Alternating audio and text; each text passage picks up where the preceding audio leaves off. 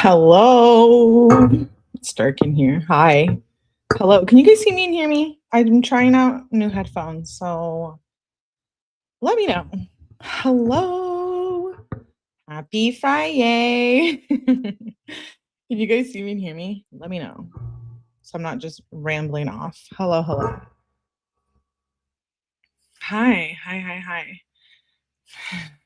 Thank you, Pamela, for becoming a member.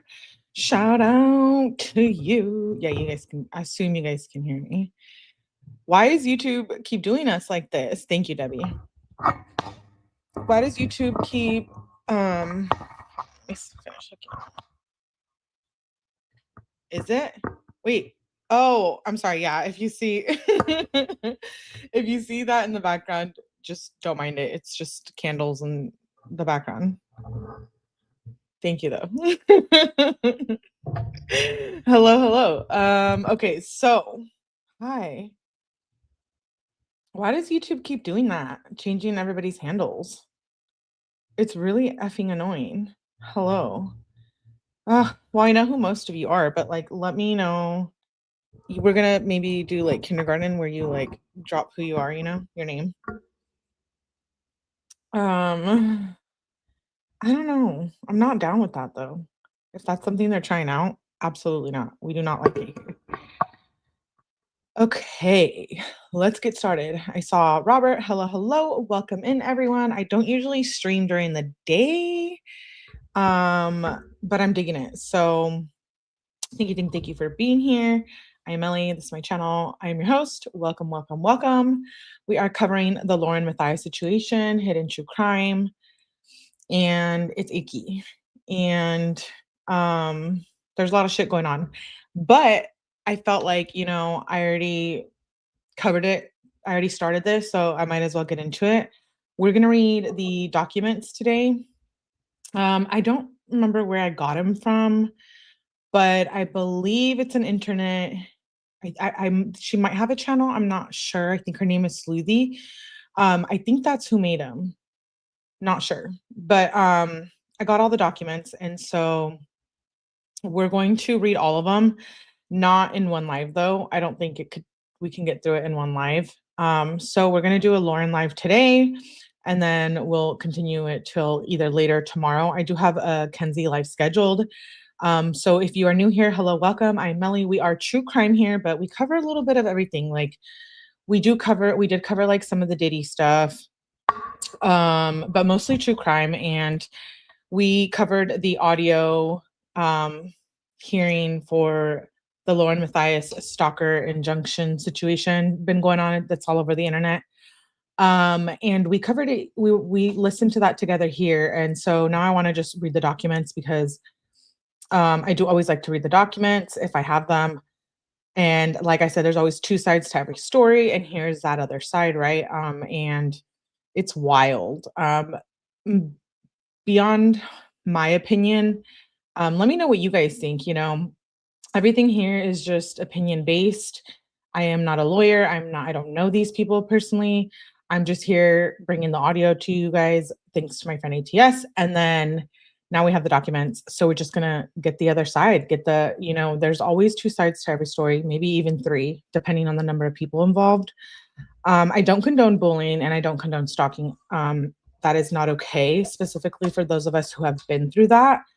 But I also feel like, and one's entitled to put out their own business, I think, as well. So I'm not okay with like doxing or anything like that. But it is what it is. These are the court documents and they're public information. And clearly, I'm not the one who had them first. So they're out there, and I will drop the link so you can go read them for yourself if you want. With that being said, we do have a 𝐼𝐸𝐺𝐸 live scheduled for after this. If you're not familiar with 𝐼𝐸𝐺𝐸 case, we've been reading text messages. We're in the year 2022. It's a big deal for us, for those of us who have been to the readings. And shout out to Turtle Boy. He streamed my audio hearing the other night, and I'm shook. I love me some Turtle Boy. But yeah, so shout out to him. Let's get started on these Lauren documents. They are wild. I don't mind people having differing opinions, and I don't mind you guys expressing your amendment rights here. And is that a right word? Expressing, utilizing, maybe. You're go for it, but we do remain respectful. And so shout out to all the viewers, the members, the new subscribers. Shout out to the mods. Mods aren't just mods; they're people who also participate in the chat and are humans and are my friends. So let's just remain respectful. Am I done? So I can shut the fuck up.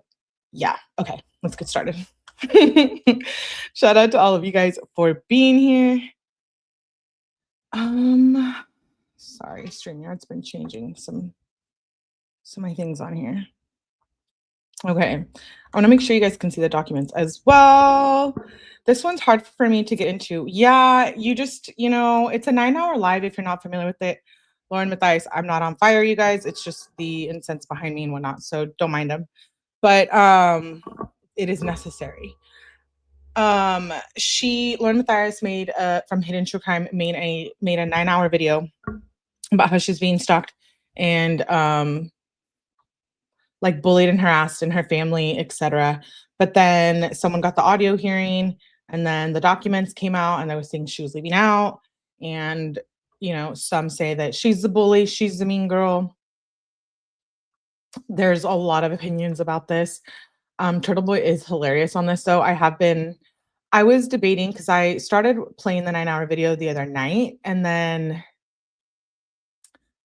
we got the audio hearing. So we went into that, and I didn't finish streaming it. And I don't know if I want to. I've been watching it over there with him.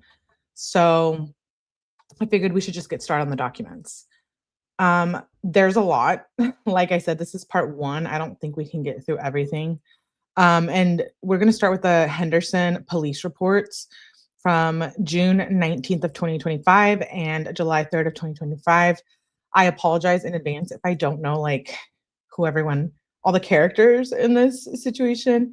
I know most of them, but not personally, but I know who they are within these documents, but I'm not a professional on this situation. So don't come for me. Yeah. Yeah, it's her and it's an X account. Okay. Huh. His eyebrows today. I know, hilarious. I'm dead.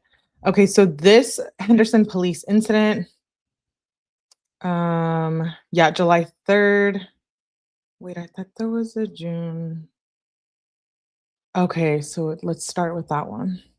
It was backwards. June 19th of 2025.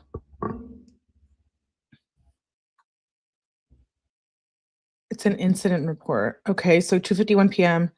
PR boss is an influencer, and they think they're being extorted online by ex-employees. With PR, persons 1 is Grayson, who is the assistant to the victim. Okay, so the police here are gonna let us know who everyone is.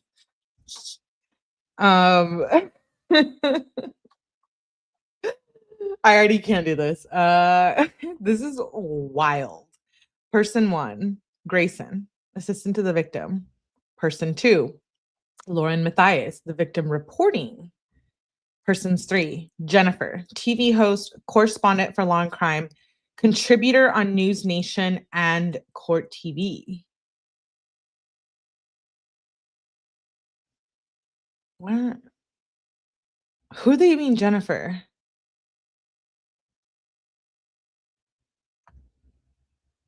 I'm already shook. Not Jennifer Coffindaffer. Is this someone else, someone who works behind the scenes? Okay, moving on. Nevada revised various computer crimes, including obtaining personal information from a computer system or network without authorization. Prohibits the unauthorized interception of wire communications, exclude text messages. Okay, no request was made for money and no timeline made of when the information may be released. Ex-employees are suspected of sending encrypted emails, threatening to expose Lauren's emails and text messages that could do harm to her business, and re-victimize victims she had worked with in the past. No non-disclosure agreement with ex-employees. Lauren had shared some passwords with ex-employees. Some media persons advised they received copies of emails and texts from another party, possibly an ex-employee. Only one email sent to Lauren advising of possibly putting information out to the media, claiming Lauren is not being truthful. The email came from a Proton account. In reference to NR's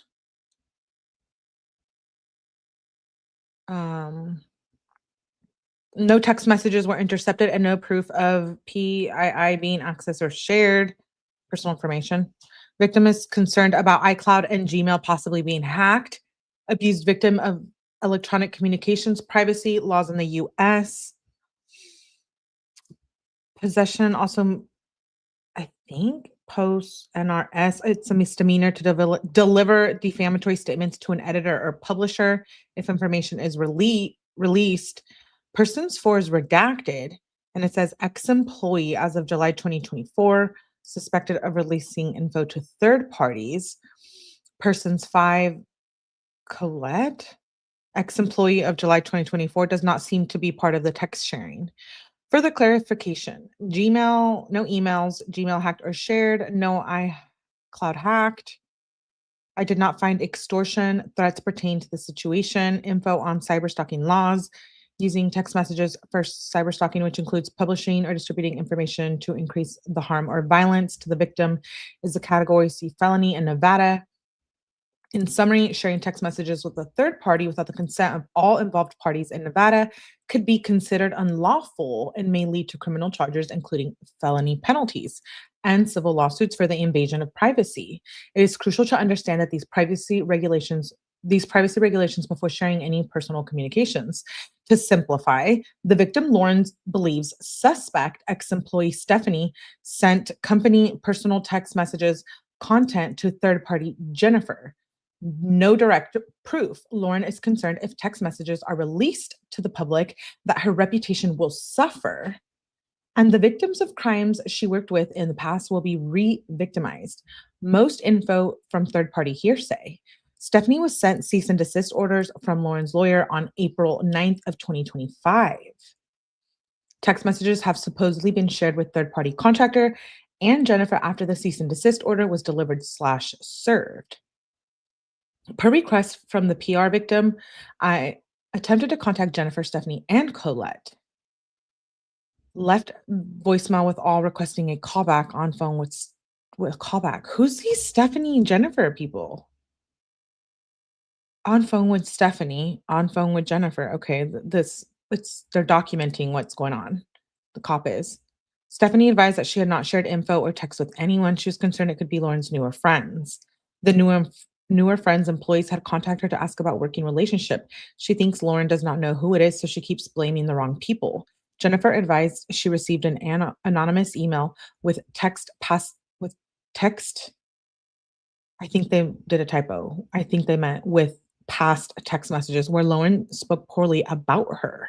There were a lot of other people, quote unquote, tagged in the email. She believes Lauren is concerned about being exposed due to Lauren talking about other people to include victims in her stories/podcast. Jennifer believes this is all drama and does not want to be a part of it. Jennifer referenced hearing other things being said, but from or about people she does not know. She advised she does not plan on doing anything with the information or text. In follow-up conversation with Lauren, she mentioned the third-party contractor named Christina. Okay, now I'm starting to get familiar.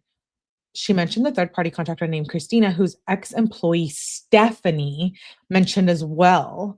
Lauren mentioned an Evan Redacted, who was known to do some hacking in the past and befriended Lauren recently. Christina is the person who Lauren is allegedly saying is the stalker, just so you guys know and are keeping up. Because boy, oh boy, there's a lot of shit here. And it gets wild. I advise Lauren on the applicable laws and civil issues pertaining to the situation. The threats were vague and there's no proof from a direct source that text messages had been shared by a specific person. Persons 6, Christina, is the ex-contractor that worked for Lauren. Phone number for Christina was a Google voice number. Left voicemail requesting a callback. Okay. So now we're going to go to the incident report from July 3rd, 2025. The tea is piping hot. Sounds like there's a good story. It is. This is wild.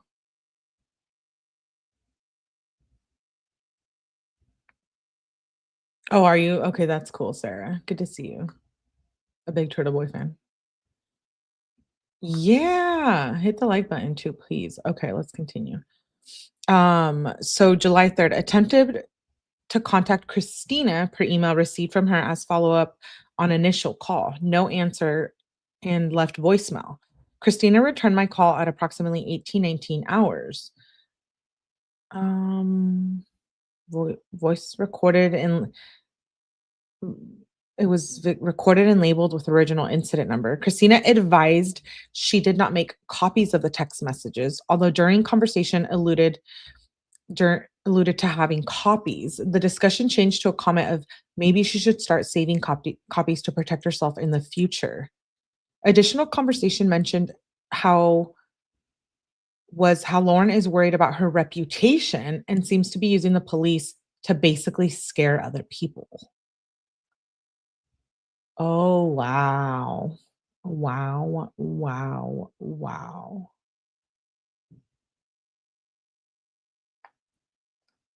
Um, so it says mentioned Lauren has made many statements about others that will make Lauren look bad if the statements were to get out to the public. We talked about Nevada law for the two-party consent with recording phone calls. I previously observed Nevada case law that included text messages. Christina asked about how Nevada law would affect her if she does not live in Nevada, and she wanted to know what case law the two-party text message was connected with. Ditect Financial LLC Buckles. Okay, okay, whatever. Prohibits a person from recording a telephone phone call unless both parties participate and call consent to the recording. In response to a certified question submitted by the United States District Court, okay, okay, the Supreme Court of Nevada considered applies to telephone recordings made by a party outside of Nevada who uses equipment outside of Nevada to record telephone conversations with a person in Nevada without that person's consent. The original proceeding arose out of a class action suit brought by Sanford Buckles against Ditech Financial in the United States Court for the District of Nevada. Okay. It says arguing does not apply to telephone calls recorded on equipment. Okay, okay. It's just like naming all the laws from the other case. It says the necessity of reaching a serious constitutional question depends upon resolution of prior potentially dispositive questions of Nevada statutory law. Okay, here we go. To certify question because the parties ultimately were unable to agree on the appropriate language. Okay, okay. It's just talking about recording. I guess this stuff is important because it's the laws. If so, does that decision may apply retroactively or prospectively? The Supreme Court had noted that the two certified questions as essential. Okay. I don't understand what this has to do.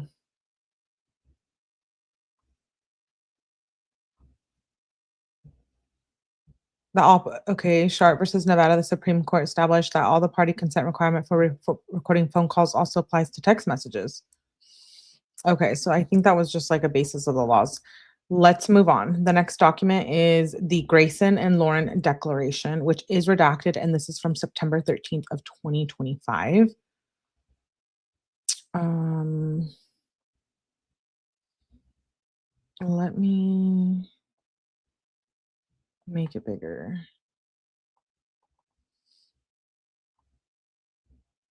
Okay. Oh, my bad.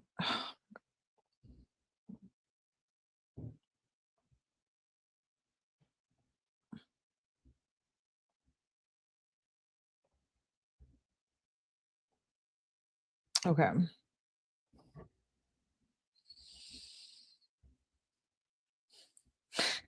This is wild. Lauren Matthias. Okay. Declaration of Grayson. versus Christina. Grayson is the producer who's in the video, the 9-hour video with Lauren. This is just crazy. Yes, violations of two-party rules are not admissible against a defendant unless that's what she's being sued for. Lauren is too wimpy to stick up for herself, so she tried to have the police court do it to herself. I just am wondering, and like, I'm not trying to be a mean girl, but I'm just wondering, like, why she didn't mention this in the 9-hour live that she did. Like, in that audio hearing. She could have retrieved a copy herself. It's public information, and she didn't. You know what I mean? Okay, so this is the Declaration of Grayson. It says, I hereby declare under penalty of perjury that the facts stated in this declaration are personally known to me. My name is Grayson Yor. Sorry if I don't get these names right. I am over the age of 18 years old and am competent to testify. I am knowledgeable personally about the matters I am testifying about, and I am an employee of the petitioner. I met Christina in May of 2024. So remember, Christina is the one that Lauren is saying is stalking her.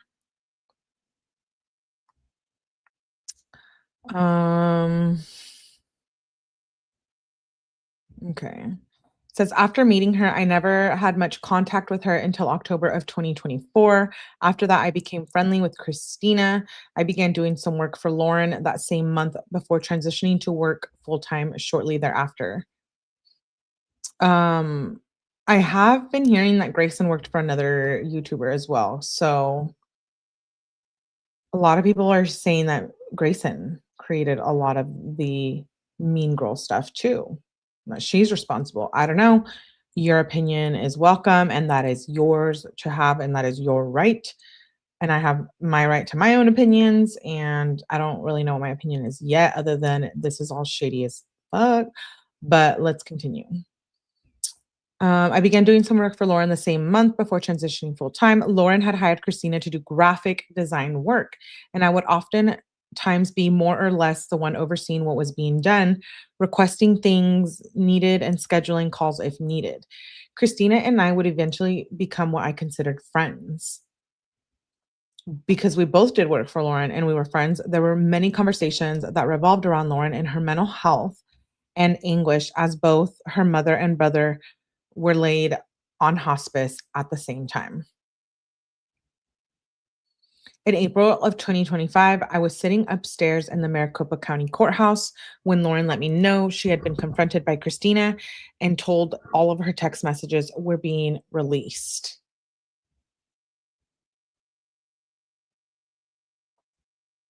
And my question is, like, I know it's not fair to have our text messages released, but at the same time, I'm thinking like, well, why not? Who are you talking about in those text messages, you know? Yes, I'll say. Christina is my stalker. Yes. Dr. John, a con man. Oh my God. Yeah, let's get into it. Okay, so Lauren let me know she had been confronted by Christina. So Christina was threatening Lauren to release her text messages. What came next was like something I don't know how to describe, other than as if it came out of a movie and became the worst 4 months of my life safety wise. I'm dead. Like, these better be the scariest days of your life for real. Cause that's brutal to be saying this and you're just lying out of your ass. If she's lying, who knows? Allegedly, I don't know. That day we left court where we were reporting and Lauren had a panic attack. Lauren and I are together all day, every day, and I had never seen something like that before. Ah. So Grayson is Lauren's little sidekick, the assistant, the producer, the bestie, the friend, the one involved in the situation.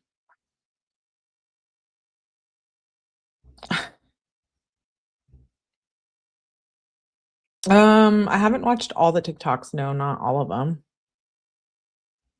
Okay, so over the next few weeks, I would show up at work And Christina's friend, Janice, would film me for no other reason than to harass me and intimidate me. Then on June 19th, I spoke to someone who told me to brace myself and that things were going to go public. She didn't willingly give up any other information other than that, quote unquote, people wanted Lauren's head on a platter. Okay, so this is when the attack against Lauren started. I immediately informed Lauren of what was going on. I made the decision to call the police as I was worried for our safety.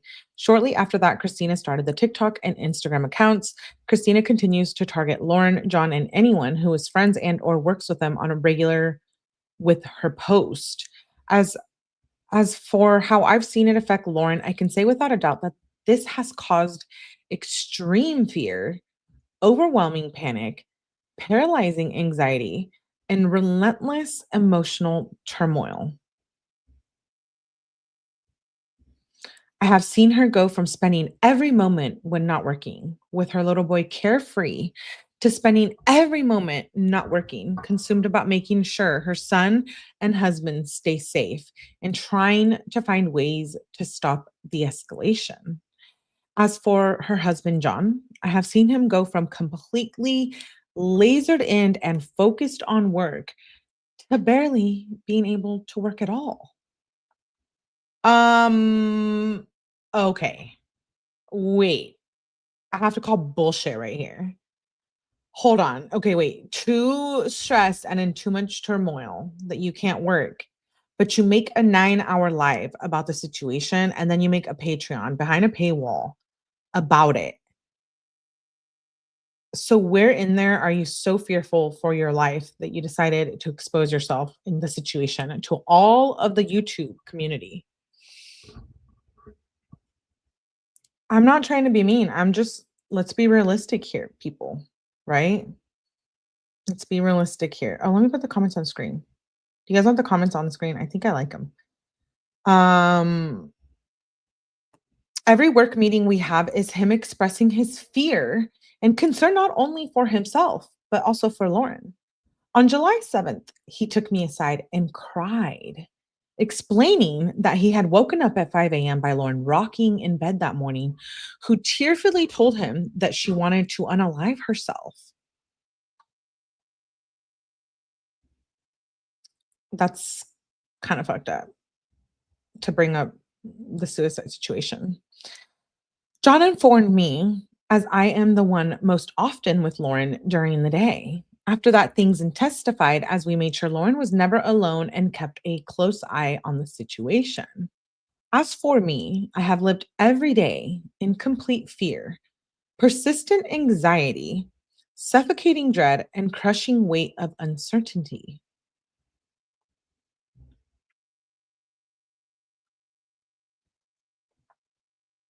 Um, I called the police for help in June, and I live in fear that because of that, people will learn my address and show up to continue their harassment. People in my industry have sent me the TikTok and Instagram, knowing it is about Lauren, just to make sure I am aware of it, furthering my anxiety about how far and wide this targeted approach is going. A national news reporter even spoke to me on the phone and informed me that Christina had spoken to them about Lauren and I. Who's this national news reporter, by the by? Like, who is that? Who are they talking about?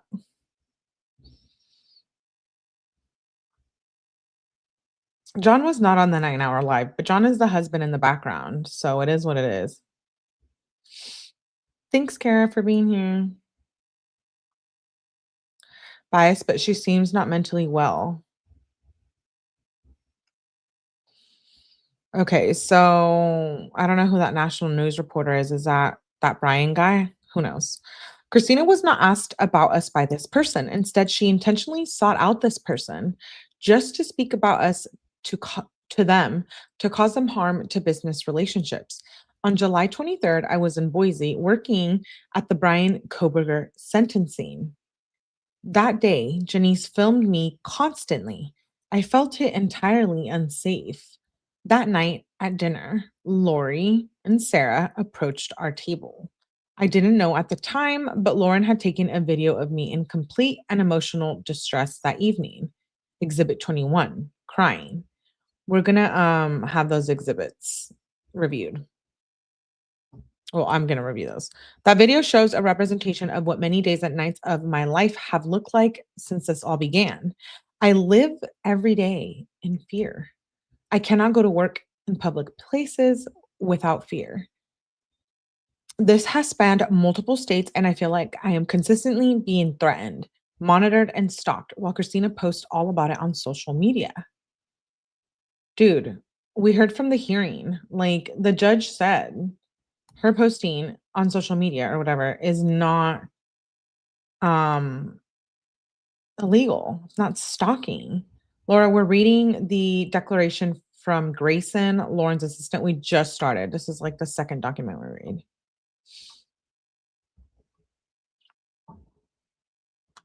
Um,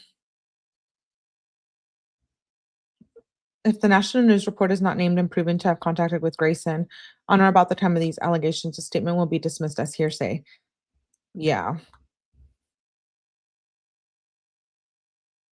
Hmm. Okay, so I had to see a psychiatrist. So Grayson is saying that because of everything Christina was posting, Christina the stalker alleged stalker was posting, she had to go see a psychiatrist for it. I had to see a psychiatrist and get on anxiety medication to manage the anxiety I have felt.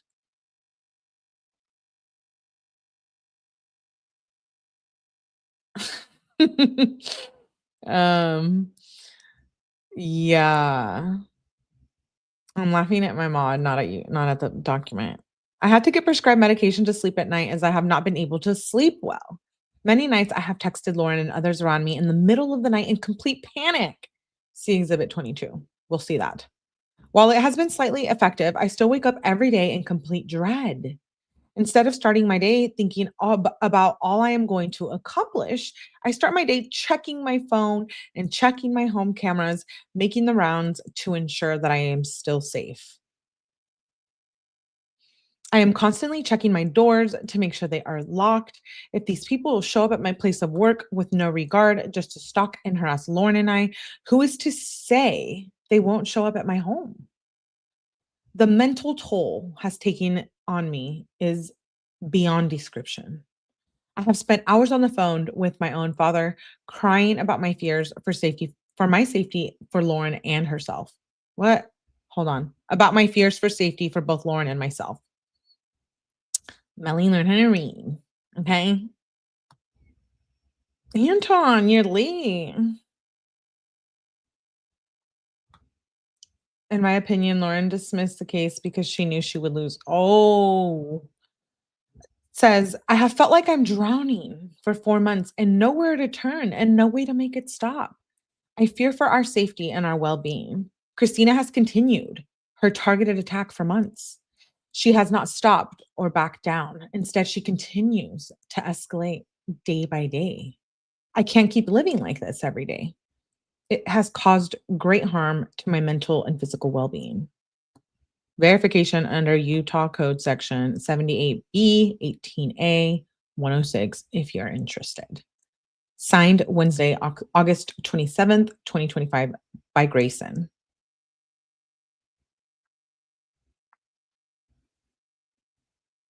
Okay. Ooh. Now we're going to read the one by Lauren. Lauren Matthias's declaration. So that was Grayson, the producer, the assistant, the sidekick. Now we're going to read Lauren's declaration. I am shooketh. Let me change. I'm going to change to the document. I'm sorry, my screen to another document. Because I think the other one has exhibits. One sec.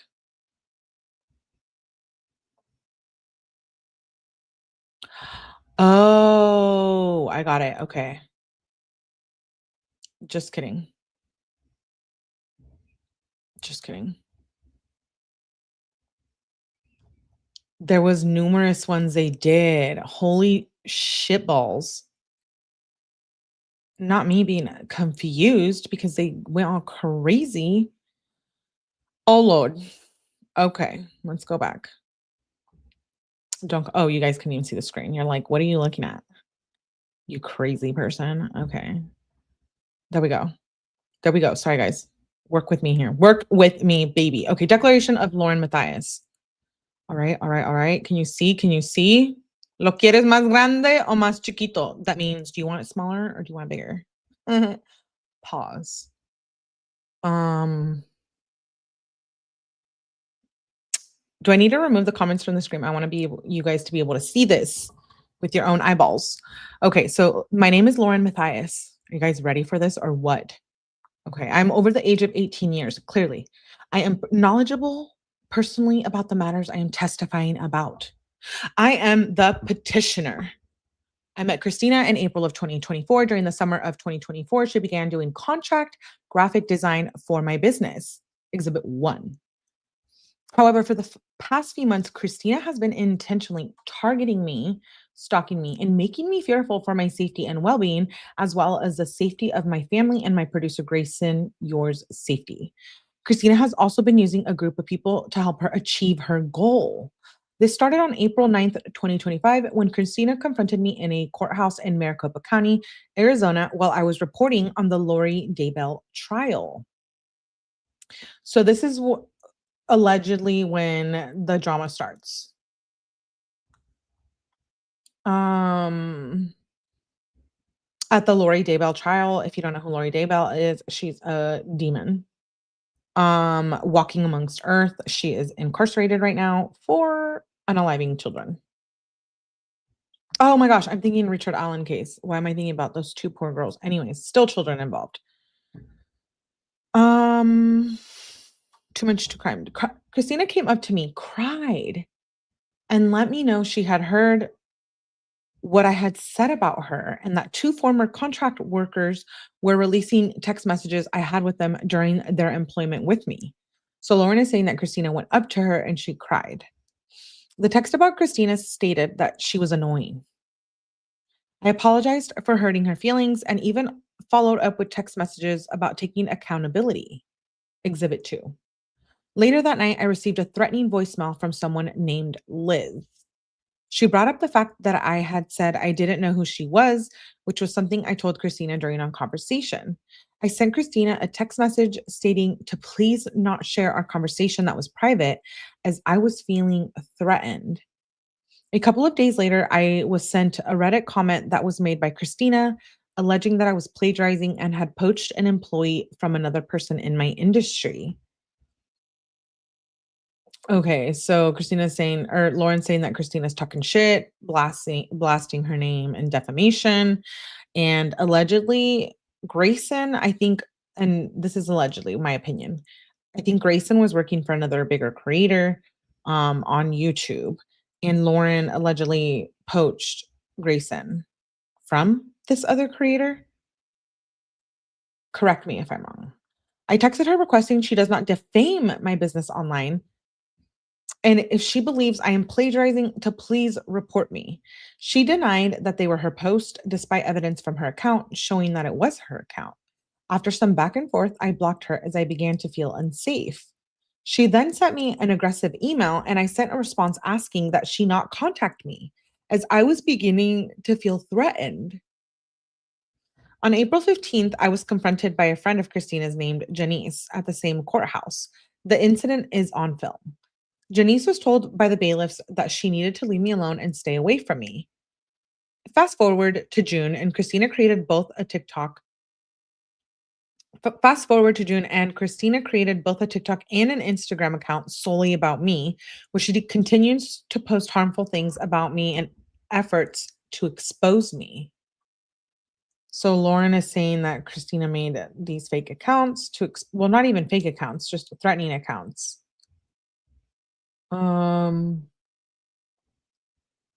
That's crazy.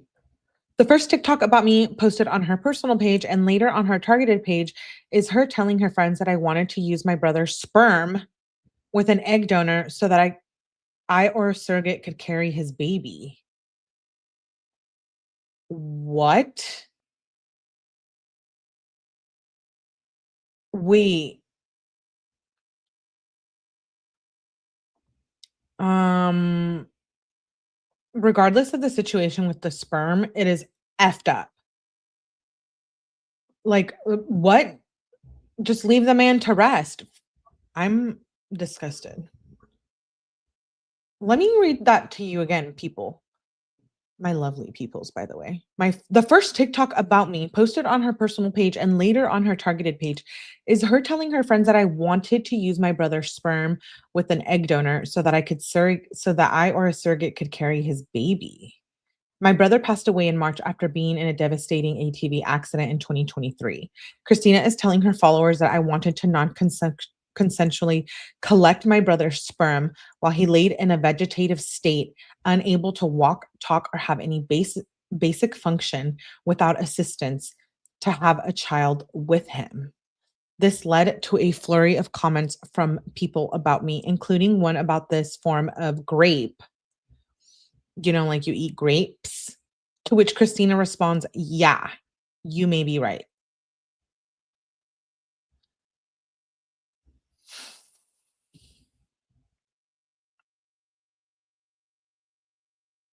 That is freaky. It's true. Um, okay.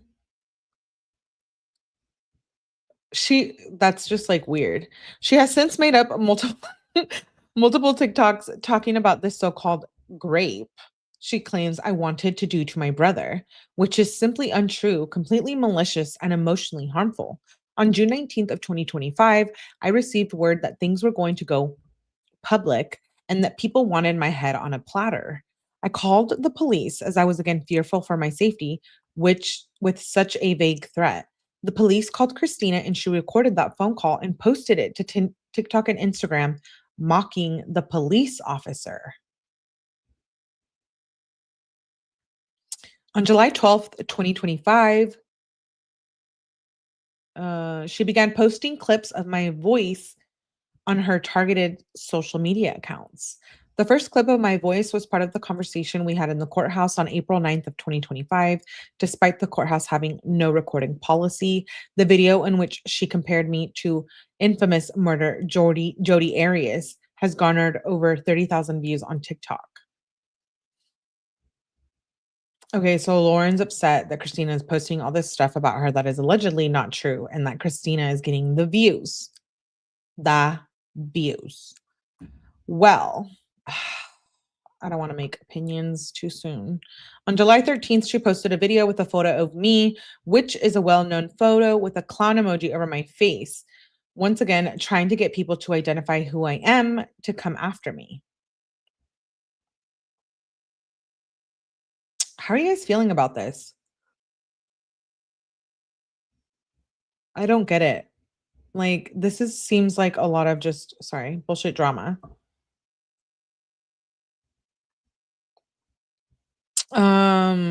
On July 14th, I was on an episode of Mormon Stories podcast, and Christina wrote in the comments with the eye emojis an effort to let people know she was watching. Okay, so this is where the emoji thing comes from. So I guess Lauren is scared of the emojis that Christina was posting, the eyeballs. Shortly after that episode premiered on July 17th, 2025, John Dealon, the host of Mormon Stories, received a cryptic email thread about me with a link to the TikTok. In this thread, the writer of the email claims that Christina will continue to post the horrible things I have done and that she is intentionally not using my name, but it is about me. On July 23rd, 2025, I was in Boise, Idaho, working at the Brian Koberger sentencing. Prior to the press conference, I was looking for a seat. There were not many, but there was an open seat next to a woman named Lindsay, who is former producer of Mind and a close friend of Christina's. Okay, so this is when Lindsay joins the story. Okay. I asked Lindsay if the seat was available, and a woman named Lori, also one of Christina's friends, began screaming at me to not talk to Lindsay because I had previously sent her a cease and desist. I simply ignored and walked away. Wait, so Christina sent a cease and desist to Lindsay, but sat next to her regardless? I mean, I don't care if that's the last seat in the building. If you have a cease and desist, why are you gonna go sit next to someone that you have a cease and desist? Am I understanding that right? Hey, Justice Jane, good to see you. These women were told in private, and it was wrong to make videos about that. It's disgusting behavior. Okay, that is, I agree with that. Um, yeah, I don't get that. During that day, myself and my producer Grayson were consistently filmed by Christina's group of friends, which included Lindsay, Janice, Lori, Sarah, Julie, and Emma. Are these like all the people that are involved? Because I'm like, Lindsay, Janice, Lori, Sarah, Julie, Emma are all involved in commenting and reposting the content on these targeted social media pages. That night, my producer and I went to a local restaurant in Boise to have dinner after the sentencing. We sat outside the restaurant and we were enjoying our dinner when I noticed Shanice was filming me from outside of the restaurant's property. I turned on my camera for safety, and shortly after that, Lori and Sarah came up to my dinner table confronting me. And there's a video of this, you guys. There's exhibits to all of this. That's why this is part one, because we're not going to be able to get through everything. There's too much. So we'll watch the exhibits too. And you can make your own opinions. Your amendment rights are accepted here. Please do practice them. As I turned my camera on for safety, and shortly after that, so Lori and Sarah went up to Lauren's table. And I heard Lauren was drunk at this dinner incident. I don't know. We'll watch the video and you make your own conclusions. Janice continued to film the confrontation from outside of the restaurant. The waiter also came over as Lori walked away while Sarah continued her confrontation. After leaving the restaurant, they walked to the restaurant across and sat there, waiting for us to leave the restaurant we were eating at. Both myself and Grayson were in fear for our safety and eventually called the police to help escort us out. After hearing about everything, Officer Jacobs called the on call prosecutor and took a report for stalking. This is the current matter being investigated by the Boise Police Department. The report will reflect that we had no idea that this group had eaten dinner at the same restaurant that evening. The waiter explained to us that the officer that they had been eating inside. We never went inside, so we were simply unaware they were there. However, after the incident, Christina made a social media video about the incident, claiming that her and her friends were defending Lindsay, who has received a cease and desist. Wait, I want to know why Lindsay got a cease and desist from Lauren in the first place. I feel like this goes down many rabbit holes, right? Because it says defending Lindsay, who received a cease and desist. In the video posted on August 8th, Christina used an audio clip of me from a recent interview I did on July 27th. On July 29th, Christina also posted another video of my voice. On August 6th of 2025, Christina published a video with photos of my husband's website. My husband, John, is a clinical and forensic psychologist licensed in both Utah and Nevada. Christina questioned his credentials and spoke about calling UNLV, where he is an adjunct professor, to inquire about whether or not he is an adjunct professor. Okay, if that's true, I think that's a little weird and creepy. Why'd she call to verify that? I don't know. That kind of bugs me. But that's just like looking for drama, right? But I'm wondering what basis Christina had to call or why she wanted to. John has been an informal adjunct professor for over 20 years and takes on a new student every year, supervising them as they work on their thesis.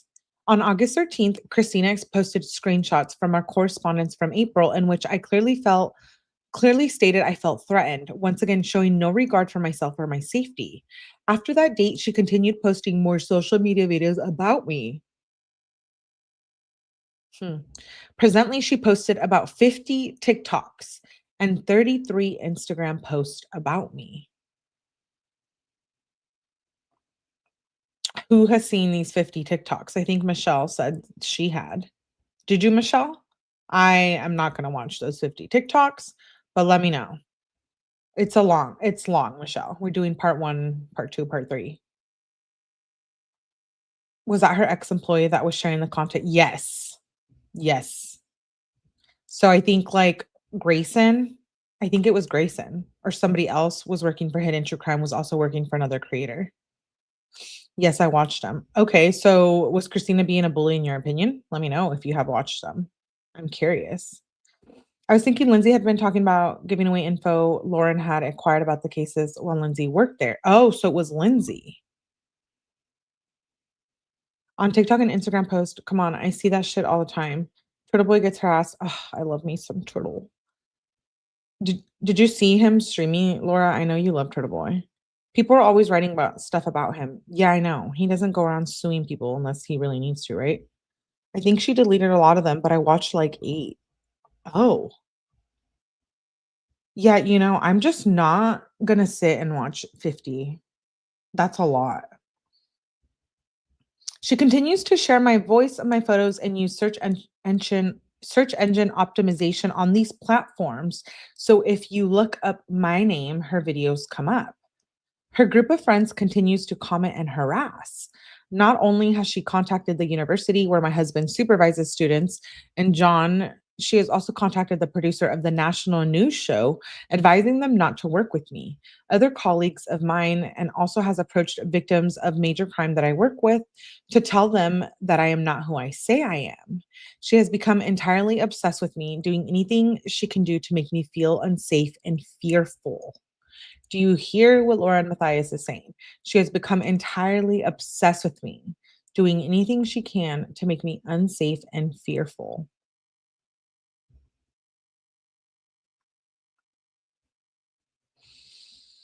She has done the same with my family and my producer. My producer is so fearful. She has had to see a psychiatrist to get on medication for anxiety, as well as medication to simply be able to sleep at night. My husband's blood pressure is far higher than ever, and the doctors are concerned about his health. He is not sleeping due to fear and anxiety as well. Exhibit 21. We're going to watch these exhibits next. I live in constant fear about being followed and harassed both at home or when I go to work in other states as well as online. I cannot function in my day to day life due to her obsessive campaign against me and how it is affecting my mental and physical well being. Christina uses herself as well as others to continue to harass and stalk me daily. These attacks are unrelenting and she will not stop. I fear for our safety and our well being. Every day, it feels like the walls are closing in and there's no escape from these terrifying and obsessive, unrelenting attacks on us, our reputation, and our work. I feel threatened and in danger 24/7. I cannot continue to live in fear every single day, wondering what will happen next. The stress of this has already caused many dangerous health side effects for my husband and for myself and my family and my producer. It is positively malicious, as I have already described in painful but important detail. I am fearful of how far she will continue to take things if the court does not step in and help me. Help us. I need the social media attacks and the cyber stalking to stop. She's contacted people I work with, harming relationships with no basis. I need to be able to show up to work and work events without being fearful of my safety and confrontations. I need to be able to function day to day and not wonder what is coming next and how she will harm me and those I care about. Signed by Lauren Matthias, the petitioner, on August 27th, 2025.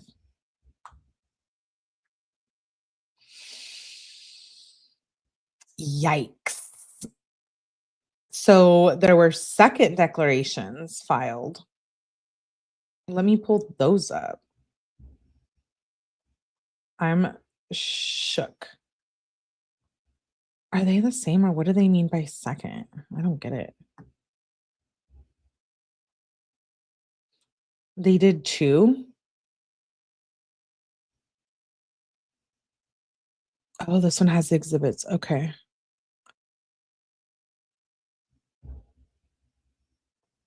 Wow. All right. Are you guys ready for this? So Lauren did a second decoration, and that's what we're reading next. So are you guys keeping up? I feel like I have to write this down. I feel like we're in class. Okay, so we read the police reports, the Henderson police reports, and then right now we just read Grayson's declaration and we read Lauren's declaration. So now we're gonna, and those were filed 6/19 and 7/3. And now we're gonna read Lauren's second declaration, and that was filed September 13th. Just kidding. I don't know if that was when it was filed, but we'll find out. Um,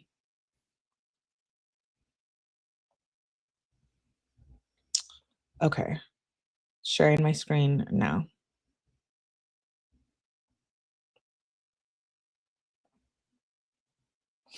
Do you guys see this? Okay. Second declaration of Lauren Matthias. Okay, so yep, we know it's you. I am the petitioner. Since being served with the civil stalking injunction, the respondent has repeatedly violated its terms. Okay, so she's coming back, file the second one because she's saying that Christina didn't meet whatever she was supposed to do the first time around. Christina's still stalking and harassing her, is what she's saying. Okay, so let's continue. These ongoing violations have heightened my fear and concern for the safety of both myself and my family.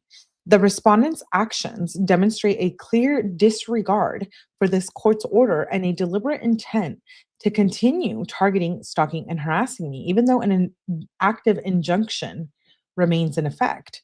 After the court granted the injunction on September 4th, law enforcement officers proceeded to the respondent's residence to serve her with the order. Although the respondent was not present, her husband Connor accepted service on her behalf and confirmed that he would inform her of it. Accordingly, she was considered properly served in the state of Utah. Later that same evening, the respondent published posts on both TikTok and Instagram using public accounts she previously created for the purpose of targeting me the past many months, which is in direct violation of the civil stalking injunction that states not to post on TikTok or Instagram. Links to the accounts can be found here. She links a TikTok account, she links an Instagram account. In one video, she sang lyrics stating, quote unquote, whoops, you messed up, ran around, and then you got caught up. Whoops, you messed up, now you're crying about what you lost. Yeah, sorry, I don't know what song that is, guys. I can't tell you that. This is not the first time she has used that particular audio in reference to me and feels threatening. Which, what does she intend I lose? Oh my God, shut up.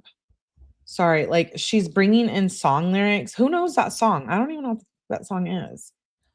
And like now she's saying that what is she meaning? Like she's talking about me in the song. Dude, that's crazy. This is not the first time she has used a particular audio. Okay, I already said that. In addition, a friend of hers commented on the post, quote unquote, time to tell the real story, to which the respondent replied, as you wish. On the evening of September 4th, I was informed that the respondent was present at the same hotel in Aurora, Colorado, where I was staying. The following morning, September 5th, my producer Grayson and I met with officers from the Aurora Police Department to provide them with a copy of the injunction and to request their assistance in ensuring the respondent's removal from CrimeCon, as her attendance was publicly prohibited under the terms of the order for my safety. So Lauren was at CrimeCon and so was Christina. And Lauren was like pissy because, oh my God, my stalker's here. Dude, wasn't it in the first declaration they said something about like, oh, the work will cause us to be close to each other? So like, get over it. Just don't go near her, right? It's like 500 feet. Did she say that or did I make that up? I thought it was in the earlier one. Whatsoever. Let's move on. I was further informed by CrimeCon security that upon her arrival in Colorado, the respondent approached the head of CrimeCon security and stated that she was aware she had been served with a civil stalking injunction through her husband, yet she nevertheless intended to attend CrimeCon despite the injunction barring her presence. CrimeCon is a professional work event for me, and the respondent and her accomplices have repeatedly jeopardized my safety at multiple work related events over the past 4 months, while the respondent gloats about it on social media. My fear for my personal safety in this situation was extreme. Later that day, law enforcement officers observed the respondent walking through CrimeCon Expo in close proximity to where I was located. Okay, so why didn't you just fight each other and shut the fuck up? Just kidding. I don't condone violence, but like, just do it, you know? Like they used to back in the day. Like people used to just like street fight.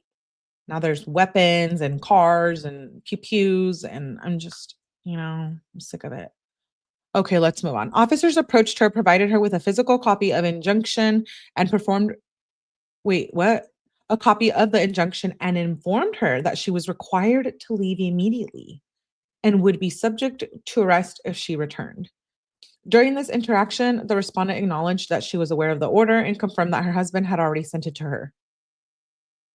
Despite this knowledge, she chose to attend CrimeCon in direct violation of this injunction. This is all heard in police body cam footage in the afternoon of September 5th.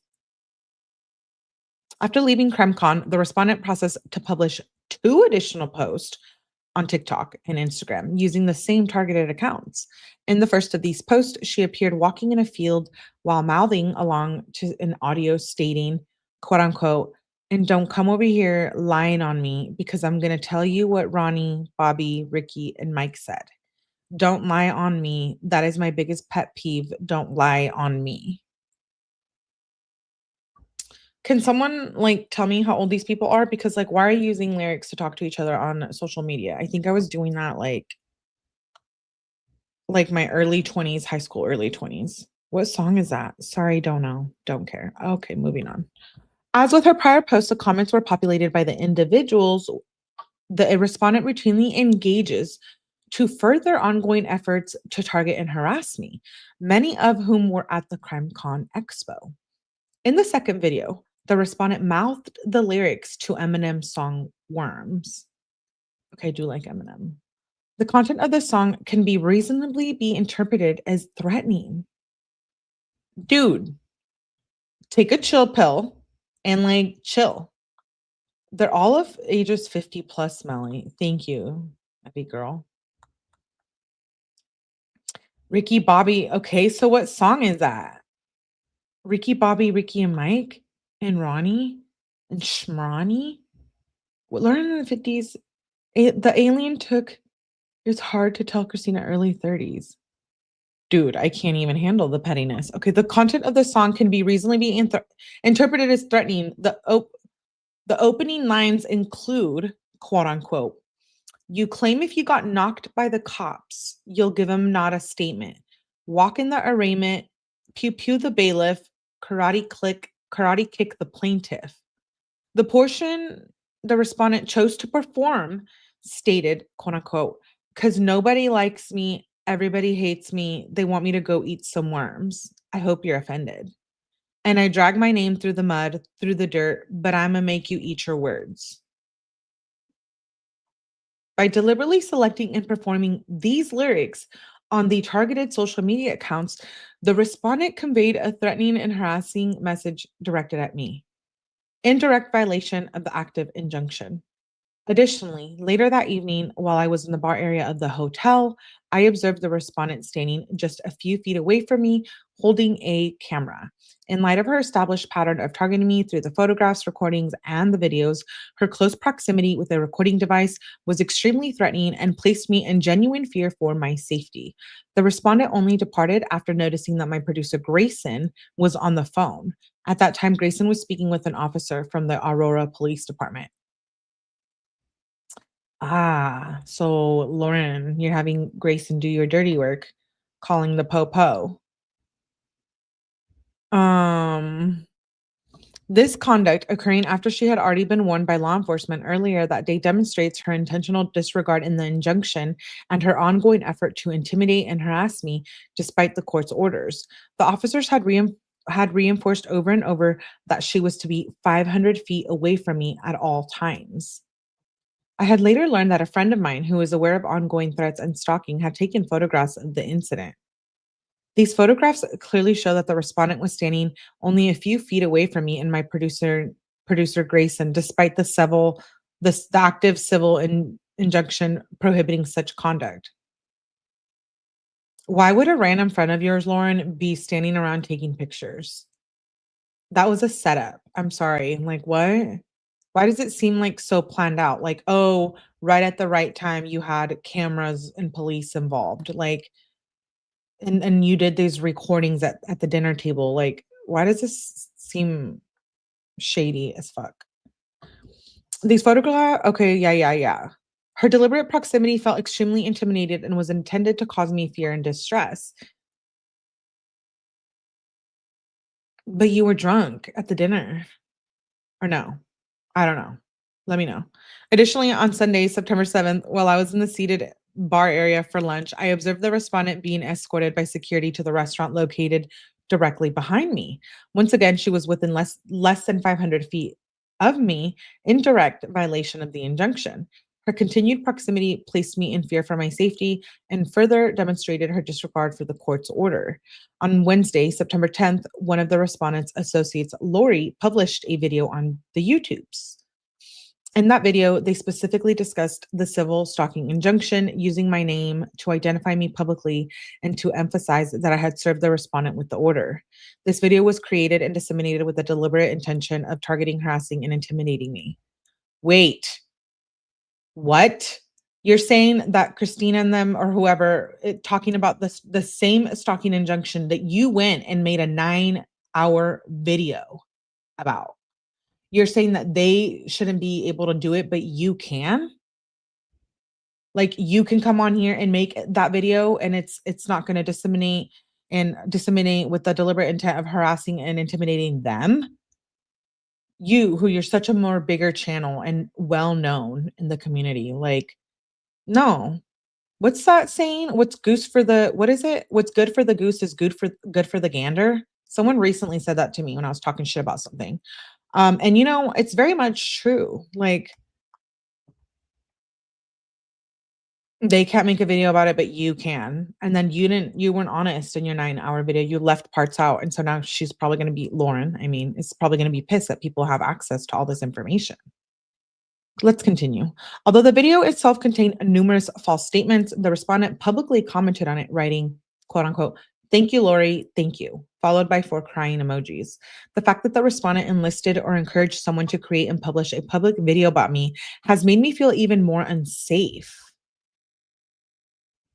Dude, you're on YouTube. What do you mean?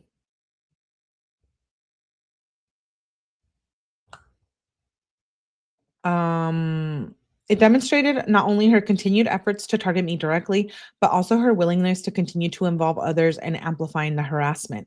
This conduct constitutes a direct violation of the civil stalking injunction and has further escalated my fear for my safety. Following the publication of the YouTube video about me, I received a threatening email and multiple threatening comments online.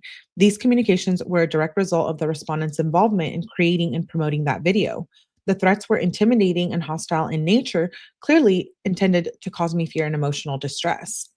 The escalation has made me feel even more unsafe and demonstrates that the respondent's conduct not only violates the civil stalking injunction, but also incites others to target and harass me on her behalf. For all of these reasons outlined above, I respectfully plead with the court not to grant the respondent additional time by continuing the evidentiary hearing. Since that the injunction was entered, the respondent has repeatedly and willfully violated its terms, both in person and online, demonstrating an ongoing and escalating pattern of the stalking, harassment, intimidation, and disregard for the court's authority. Each violation has placed me in genuine fear for my safety and the safety of my family. To delay this matter any further would only embolden the respondent to continue her unlawful conduct and prolong the danger and distress I am forced to endure. I therefore respectfully request that this court proceed with the evidentiary hearing scheduled on September 22nd. So I'm assuming that's the hearing that Lauren Matthias was pissed off about, that Law and Crime was gonna have access to. Because if you didn't know, in the 9-hour video, she says that Law and Crime was gonna be playing her court situation, and that why would they wanna grift off of that, blah, blah, blah, blah, blah, blah, blah, blah, blah. I don't think Law and Crime did anything wrong. I don't. I like Law and Crime. I like me a little bit of Jussie Weber, I don't mind. Whatever. Let's move on. They do what they do. They're involved in big profile cases. Okay, so they saw your name and, yeah, probably realized, "Oh, shit," and they didn't do anything about it, so get over it. Okay, now we're going to the exhibits. And I'm not trying to be mean, I'm just saying, like, if I was in that position. At the end of the day, I could care less for Lauren, but I do care that she comes on here and makes a 9-hour live, about it, and leaves some stuff out. Okay, so, Aurora, September 5th from Joe. Oh, it's a picture. These are the exhibits. Can you guys see that? Let me see if I can make it bigger.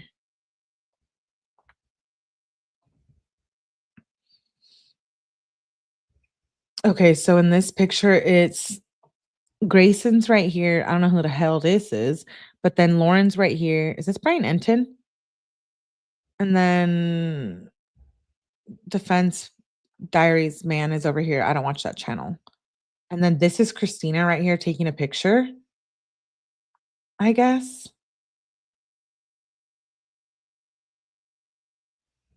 Huh.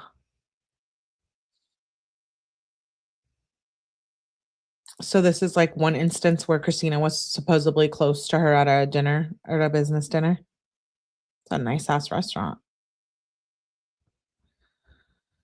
Okay, and then Joe again. Oh, okay. Yeah, so Christina, I don't know who the hell this is. Is this like Lindsay or something? Or who is this? Ooh, sorry, you guys. I'm not a professional here on this, but this is Christina over here. That I know.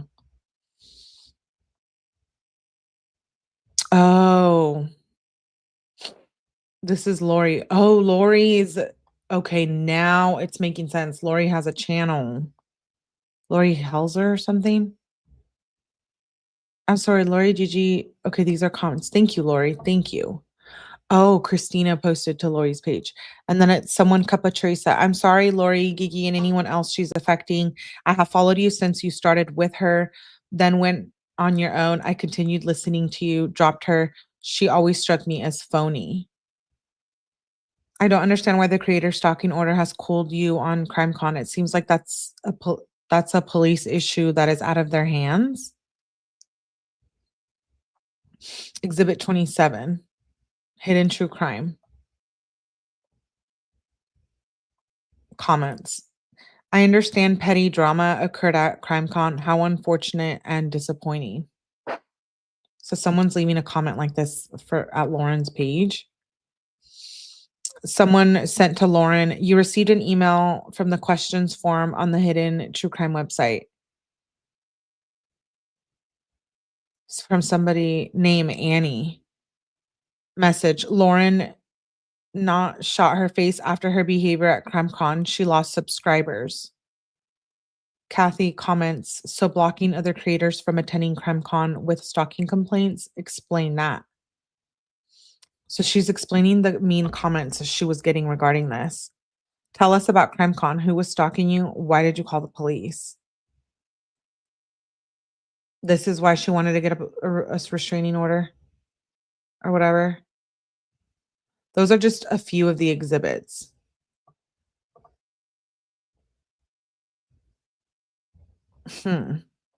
Okay, moving on.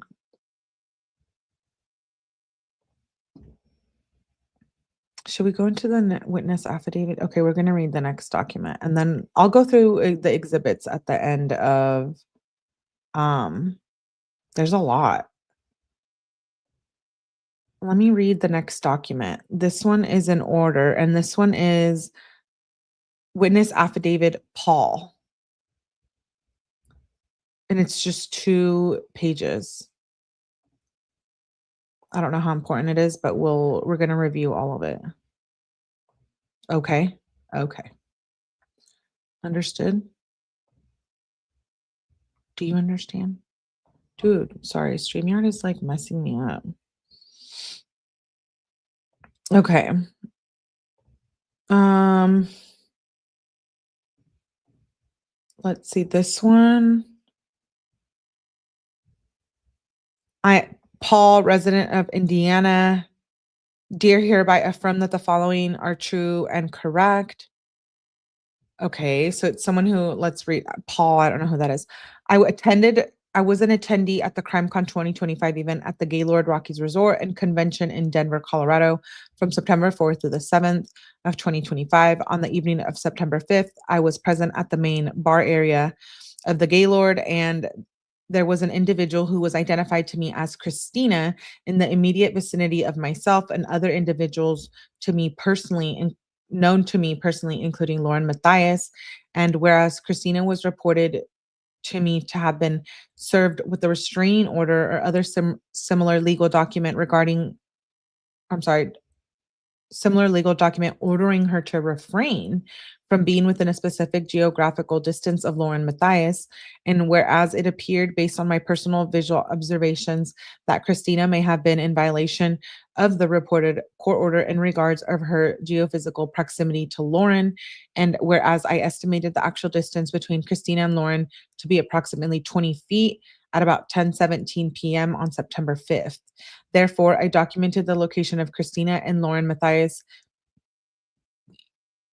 with photographs taken from my smartphone at 10:17. These photographs were provided to Miss Matthias and are provided herewith without alteration. That was filed on September 16th. I don't know who the hell Paul is, but what? This is insane. Did Lauren read these in the 9-hour live? Because from what I'm thinking, no. The next document is the ex parte motion to enforce civil stalking injunction. Not me not being able to read.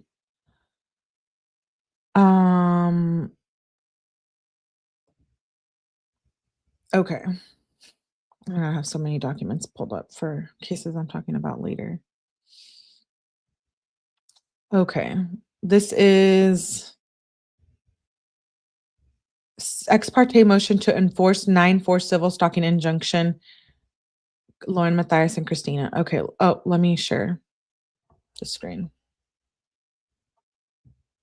Um,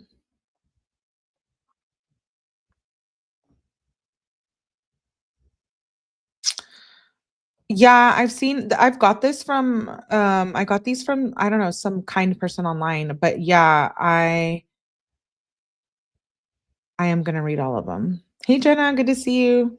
Jamie, Lady Tammy, hi, hi, hi. Thanks for being here. Babs Allen, hello, hello. Melly, you're right, though. She thinks certain things don't apply to her. I remember during Chad Daybell's trial, she's with the crowd and films Chad's attorney entering court while she yells at the name. Oh, okay, Starluck Jewelry. I like that name. Thanks for that. Joe Schmo took the pictures. Oh, wait, the Joe Schmo that comes and hangs out in here?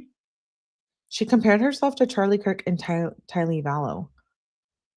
She needs to not be in the true crime era community if this is what she's doing. Okay, let's see. Oh, can you guys see the screen now? Yeah. Ex parte motion. Okay. Petitioner Lauren Matthias by and through undersigned counsel. Okay. Introduction. On September 4th, 2025, this court issued a temporary civil stalking injunction against respondent Christina, which contains specific order prohibiting stalking behavior, contact with petitioner, and specified individuals and requirements to stay away from the petitioner's home, work, and other specified locations. Respondent has willfully and repeatedly violated multiple provisions of the CSI beginning the very same day she was served, as detailed in the second declaration of Lauren Matthias and supporting exhibits attached hereto. This matter is urgent as respondents' violations are escalating in frequency and severity, placing petitioner in an immediate danger. Petitioner respectfully requests expedited review and seeks enforcement of the CSI in order holding respondent in contempt of court and appropriate sanctions for the respondent's violations. Statement of facts. A, the civil stalking injunction orders. The CSI issued by this court on September 4th of 2025 specifically orders respondent to A, personal conduct order, not stalk the petitioner, including not following, threatening, annoying, or harassing the petitioner in any way that would cause a reasonable person to suffer emotional distress or fear for their safety. B, a no contact order, no contact phone, text, email, mail, or communicate in any way with the petitioner and the following protected persons, which is John Matthias and Grayson and Lauren's son, immediate and extended family. So that's who it's to protect: John, Grayson, and Lauren's 8-year-old son. And business and coworkers, employees of true crime podcast docuseries. C, stay away order. Stay away from petitioner's current or future home, petitioner's work address in Nevada, online forums and other social media accounts, and the petitioner's vehicle. And then it says 𝐼𝐸 Expo. Additional orders not come within 500 feet of the petitioner, her immediate and extended family, coworkers, employees, or place of business. Cease and desist any and all online activity and communications relating to or referencing petitioner, her family, coworkers, or professional associates. The CSI clearly states that the violation of these orders is a criminal class A misdemeanor punishable up to 1 year in jail and a fine, with the second or subsequent violations resulting in more severe penalties. Respondent's violation of the CSI. Despite being served with the CSI on September 4th, accepted by her husband Connor, respondent has engaged in multiple willful violations of the court's order, as documented in petitioner's second declaration and supporting exhibits. A violation of online activity. Later that same evening, she was served. Respondent published post on both TikTok and Instagram accounts she created to target the petitioner. Posted a video with lyrics, "Whoops, you messed up," ran around, and then you got caught. "Whoops, you messed up. Now you're crying about what you lost." Responding to a friend's comment about telling, quote unquote, the real story with, quote unquote, "as you wish." Okay, and this whole lyric thing, talking to each other through lyrics, is complete bullshit. Hi, Augie. Good to see you, love. Have y'all got to the part where Christina logged into your YouTube account? Yeah, I did hear about that unforgivable sins.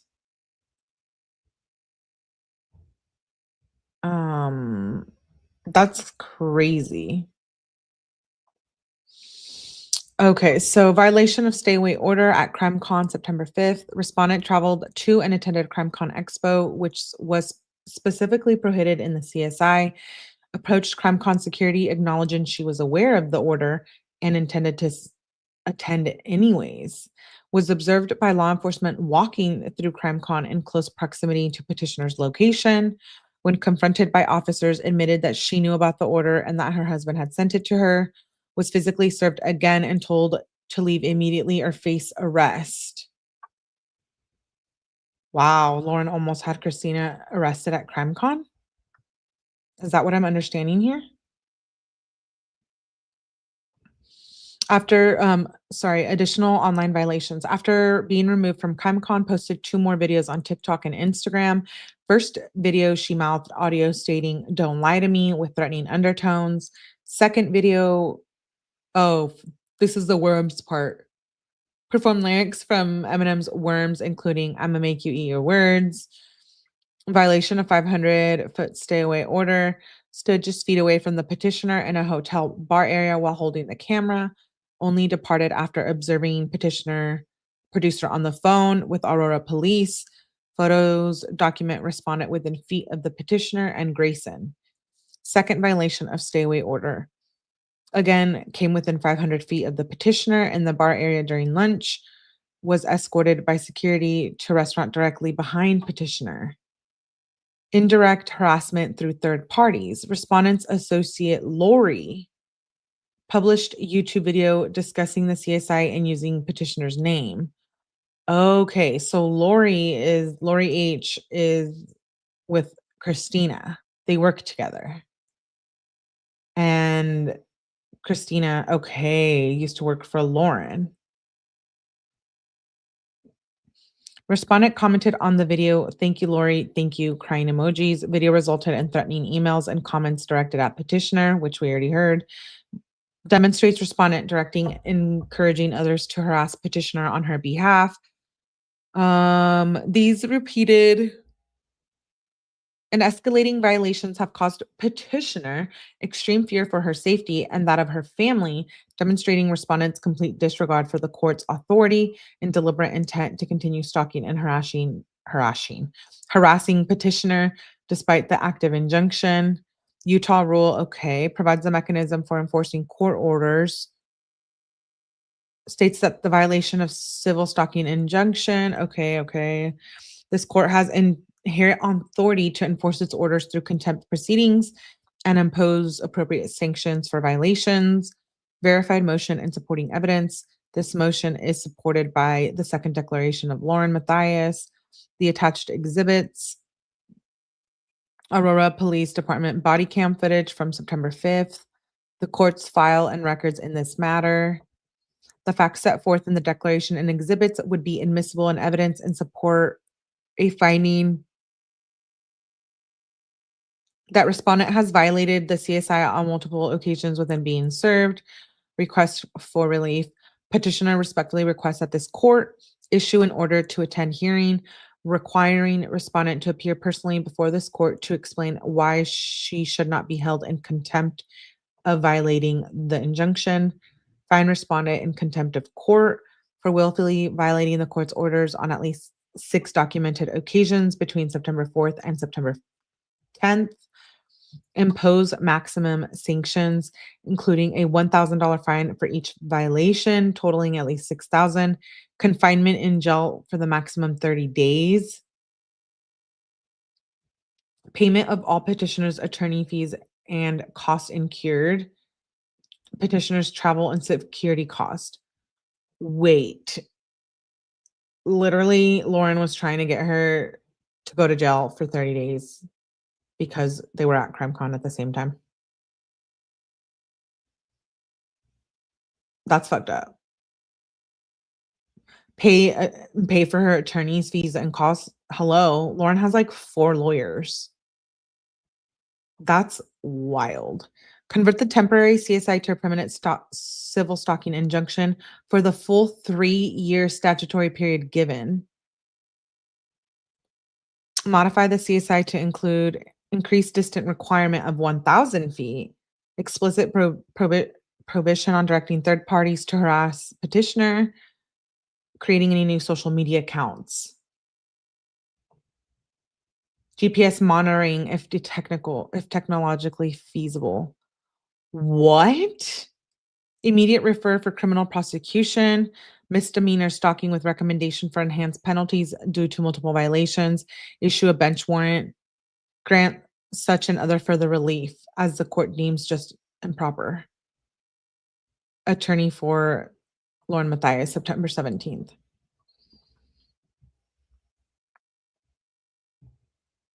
That is crazy. Okay, so that was the ex parte motion. Let's see. Should we read this one next or maybe go to the exhibits? Oh, there's a lot. There's a screen recording. We have the court hearing. Okay, let's move on to Christina's objection. Ooh, this one's okay. Christina's objection. Please make sure you guys hit the like button while you're here. It really helps support the channel. Thank you for being here and listening to this craziness. Okay. So this is the Christina's injunction or what did I say?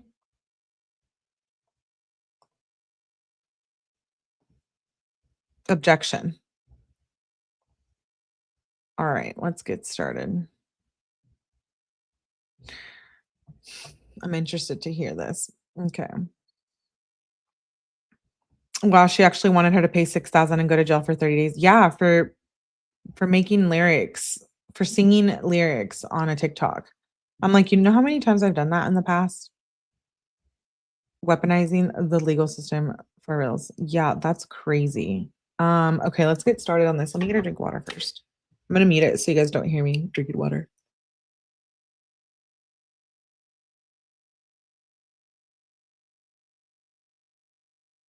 Manners matter. Okay.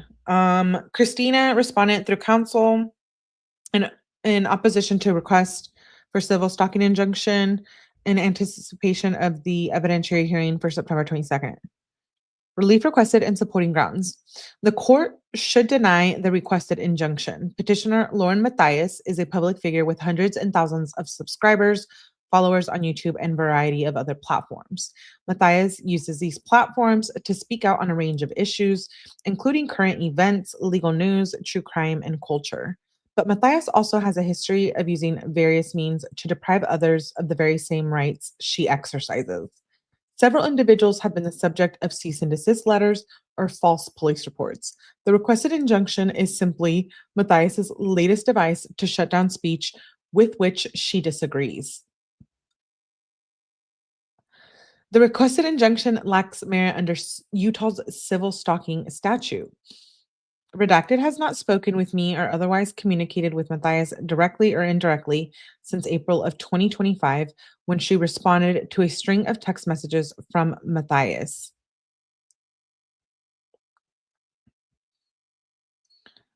Redacted has not initiated any communication with Matthias since March of 2025 before the friendship fell out. Oh, Christina. Okay, so they're saying, sorry, Redacted is Christina. Christina has not spoken with or otherwise communicated with Matthias directly or indirectly since April of 2025 when she responded to a string of text messages from Matthias. Christina has not initiated any communication with Matthias since March of 2025 before their friendship fell out. Matthias bases the requested injunction on a tangled web of allegations regarding Matthias's own conduct and the conduct of Matthias's former friends and acquaintances. Matthias provides no evidence that Christina has ever asked or induced anyone to contact Matthias for any reason, let alone threaten her. Matthias states that she has subjectively felt fear and emotional distress, but cannot point to any threat or statement that would cause such a reaction in a reasonable person in Matthias' circumstances. Yeah, if you're going to come with receipts, why not come with all of them and show receipts of your friends being bullied and harassed as well about you? Like, where's all of those screenshots? Where's everything else? Further, the requested injunction is unconstitutional. The imposition or enforcement of a requested injunction that issued on September 5th would violate Christina's rights under the First Amendment to the U.S. Constitution and Utah Constitution. Recent Utah law case, wait, recent Utah case law makes clear that content-based restrictions on speech, even in the civil stalking context, must withstand strict scrutiny. Do you hear that? So, do you hear this? Let me repeat. Recent Utah case law makes clear that the content based restrictions on speech, even in the civil stalking context, must withstand strict scrutiny. The proposed speech restrictions and the requested injunction fall far short. Similarly, nothing in the requested injunction or supporting materials establishes that Christina acted with the requisite degree of culpability under the U.S. Supreme Court case law. For these reasons, Christina respectfully requests that the court deny the requested injunction. Facts. Matthias relies firmly on 3 declarations in support of the requested injunction: 2 declarations from Matthias and a declaration from Grayson, which we just read at the beginning of the live. This opposition relies upon and incorporates by reference the following declarations filed concurrently herewith along other documents and things that MacArthur expects to introduce in her defense at the hearing. 1, declaration of Christina. 2, declaration of Lindsay. Janice, Lori, and Joe. And for the sake of brevity, Christina does not reinstate the facts from each of the foregoing declaration and instead provides a summary of the key facts as follows. Wait, so Christina was going to have all of these people be her witnesses? And who were Lauren witnesses? Just John and Grayson, your husband, who allegedly Lauren cheated on? That's like one of the rumors. That's why she was all upset because someone was like threatening her marriage or something. Matthias is a public figure with thousands of subscribers on YouTube and tens of thousands of followers on various social platforms. Christina met Matthias in April of 2024 and maintained a friendship for several months thereafter. By March of 2025, the friendship had waned and Matthias and Christina did not initiate any contact with Matthias after that time. In April of 2025, Christina spoke to Matthias about some of her public statements and conduct, which prompted Matthias to make a variety of accusations against and demands to Christina. Christina has not communicated directly or indirectly with Matthias since April of 2025. Around the same time, Matthias launched a series of accusations and demands against her former friends and acquaintances, including Lindsay. Matthias also began behaving strangely towards Redacted and her friends, including without limitation, Janice, Lori, by approaching them or standing near them in public places with the apparent intent to provoke a confrontation. Matthias sent Redacted and another individual a cease and desist letter and contacted the police to report that Redacted and others were following or surveilling Matthias and her employee Grayson, when in fact it was Matthias and Grayson that were following them. There is a video of that as well. Christina was not present for the encounters between Matthias and Redacted in June and July of 2025. At no time did Christina encourage or suggest that Redacted, or any other person contact or approach Matthias. So when I say Redacted, she's meaning the people previously mentioned. So it looks like, let's go back to the friends. Lori, Joe, and Lindsay. Yeah, Lori, Lindsay, and Joe.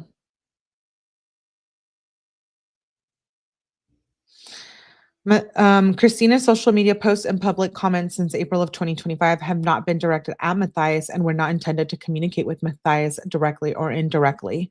Rather, Christina was addressing her social media subscribers/followers about topics of public interest in the true crime community, including Matthias's statements and conduct. Matthias has maintained her social media presence and continues to engage in public discussion by posting or streaming hundreds of videos since April of 2025.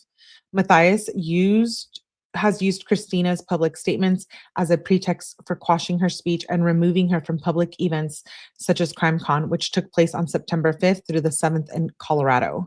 Matthias has misinterpreted the events at CrimeCon in an attempt to secure the requested injunction and accused Christina of violating the temporary order. Wow. Here's the argument. Hey, 𝐷𝗫𝐬𝐧, thanks for being here. Shout out to you and shout out to all of you guys for being here. Please tap the like button, hype it up, give your girl some love. Okay, argument. Ready? Stalking consists of two elements. One, the respondent must intentionally or knowingly engage in a course of conduct directed at the petitioner. And two, the respondent must know or act with recklessness regarding the course of conduct would cause a reasonable person to fear for their person's own safety or suffer other emotional distress. Emotional distress is defined as a significant mental or psychological suffering. Both elements must be present before a district court may issue a civil stalking injunction. Here, Matthias cannot prove either element to justify the requested injunction. Further, the Utah Court of Appeals recently reiterated that the First Amendment cabins the court's ability to issue a stalking injunction to only specific parameters. Content-based restrictions are presumptively unconstitutional and subject to strict scrutiny. The requested injunction seeks content-based restrictions on speech and cannot withstand strict scrutiny. The requested injunction is unconstitutional. Matthias cannot, okay, the requested injunction is unconstitutional. And then it says A, Matthias cannot show she is entitled to the requested injunction under the stalking statute. A civil stalking injunction requires a petition to prove stalking as defined in Utah code. That section provides that an actor commits stalking if the actor intentionally or knowingly engages in a course of conduct directed at a specific individual and knows or is reckless as to whether the course of conduct would cause a reasonable person to fear for the individual's own safety or the safety of a third individual or to suffer other emotional distress. A course of conduct requires two or more acts directed at or towards a specific individual. The burden is on the petitioner to show by a preponderance of the evidence that stalking of the petition by the respondent has occurred. Number one, Matthias fails to prove a course of conduct. Matthias' declarations recite only two instances where Christina communicated specifically with her. And in both instances, Matthias initiated the conversation. First, at the Maricopa County Courthouse, Matthias approached and greeted Christina. Immediately after, Lauren insisted that Christina participate in a lengthy conversation about Matthias's past and conduct. Later in the month, Lauren again initiated contact with Christina, this time by text, to make accusations and demands upon Christina. To make accusation and demands upon Christina. As before, Christina reluctantly participated in the exchange. Christina could not have known that the communications were unwanted because Matthias initiated them. Indeed, Christina had made no attempt to communicate specifically with Lauren, directly or indirectly, after the April text where Lauren stated she did not wish to be contacted. Because Lauren cannot point to specific communications directed at Lauren, at herself, she attempts to rely on many unrelated and irrelevant statements by others' conduct, and Christina online posts and public statements. The problem is that none of these satisfy the definition of quote unquote course of conduct because none of them are quote unquote directed at or toward Miss Matthias. Statements and conducts by Lori, Joe, and Lindsay, I think. This is the next section. The Matthias declarations and your declaration spend considerable time detailing statements of conduct of, I think it's Lori, Joe, and Lindsay. And they refute Matthias's and Grayson's allegations in the declarations. But even if the allegations are true, what is notably absent is any proof that Christina engaged in or influenced any of these events. In some instances, she learned about them afterwards and discussed them publicly later. That is not enough to show course of conduct. Okay, wait, I have to go back and write this down. Wait, was it in this document? Yeah. Okay. So hold on, because I don't want to lose. So Christina M, Lindsay H, Janice S, Lori D, Joe D. Okay. So those are all the players in this. Damn. Okay, let's continue. Online posts and public comments. The stalking statute is clear that an actor's statement does not meet the definition of course of conduct unless it is directed at a specific individual. Lauren asked the court to parse the contents of Christina's online post and infer that Christina intended Lauren to see them. Such an exercise is permissible under the stalking and statute, problematic under the First Amendment as discussed below. And even if it were appropriate to extrapolate Christina's intent from the content of her post, the post that Lauren references shows that Christina is not attempting to address her specifically, her family, or Grayson. The posts are clearly public commentary directed at the public generally. Lauren fails to prove the course of conduct as a first required element for the requested injunction. I kind of agree. I do. I kind of agree. That part is true. Short version, defendant says her conduct is constitutional and therefore cannot satisfy the burden to prove stalking or other harassment. Thanks, First Liberties.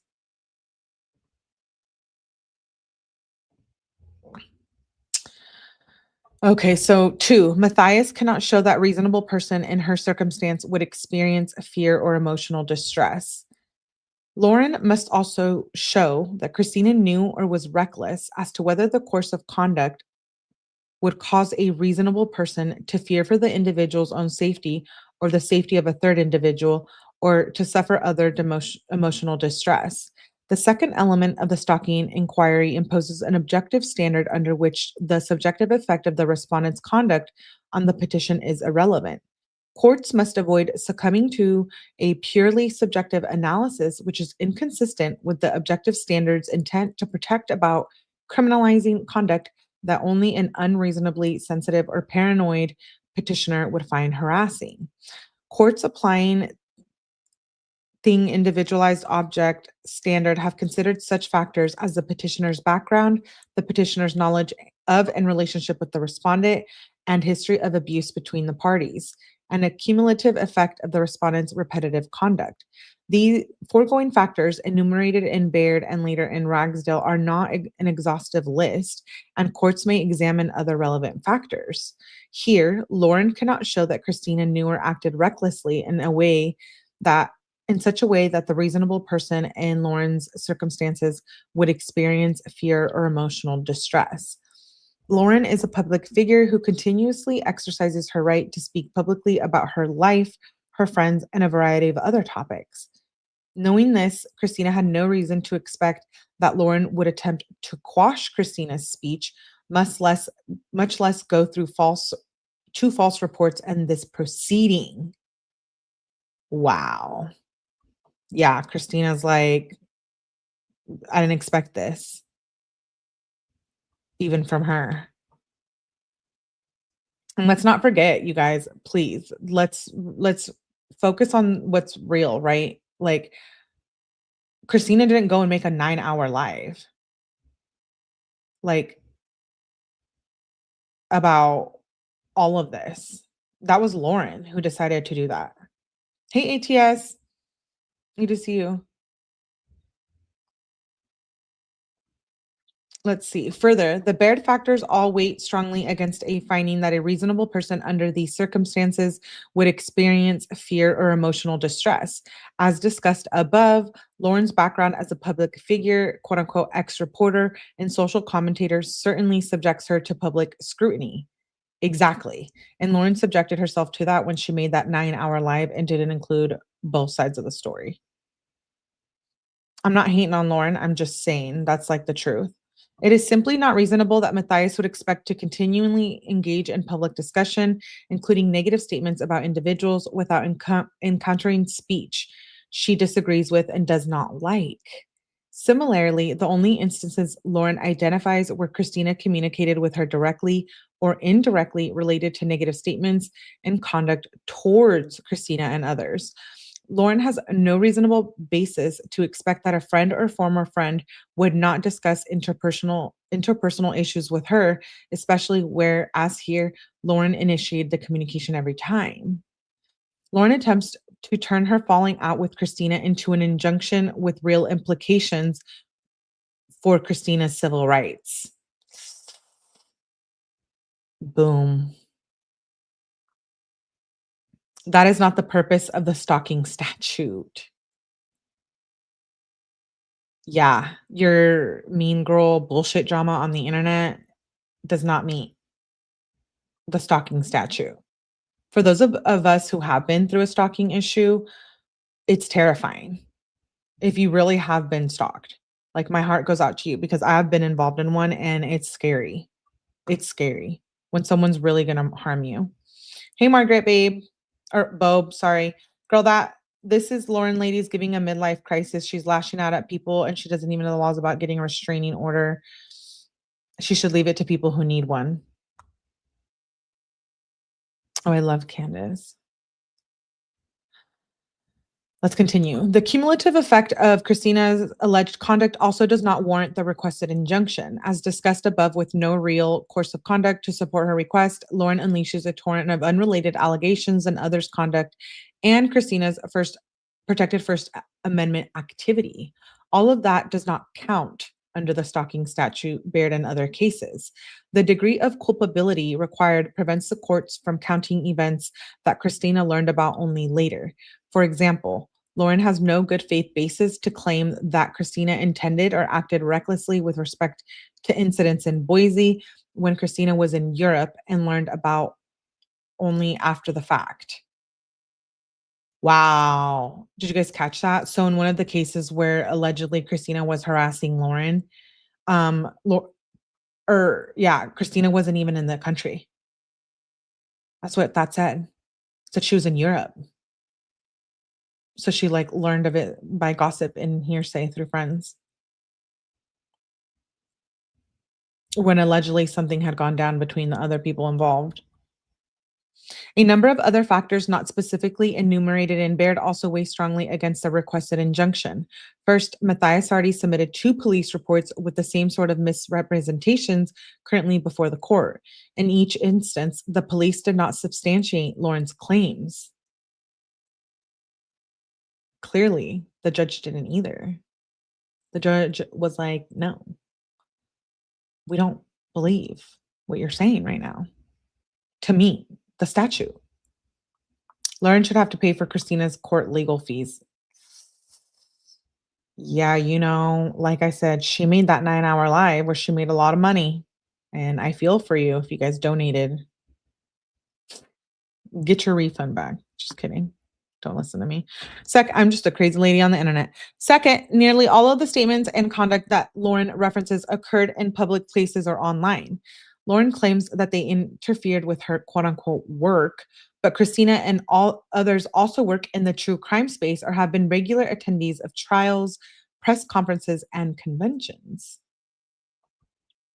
Okay, so Lori, Christina, Janice, and Joe, I think, have as much right to be in the public places and participate in public events as Lauren. This is not a situation where Christina has accosted Lauren at her home or any other public space.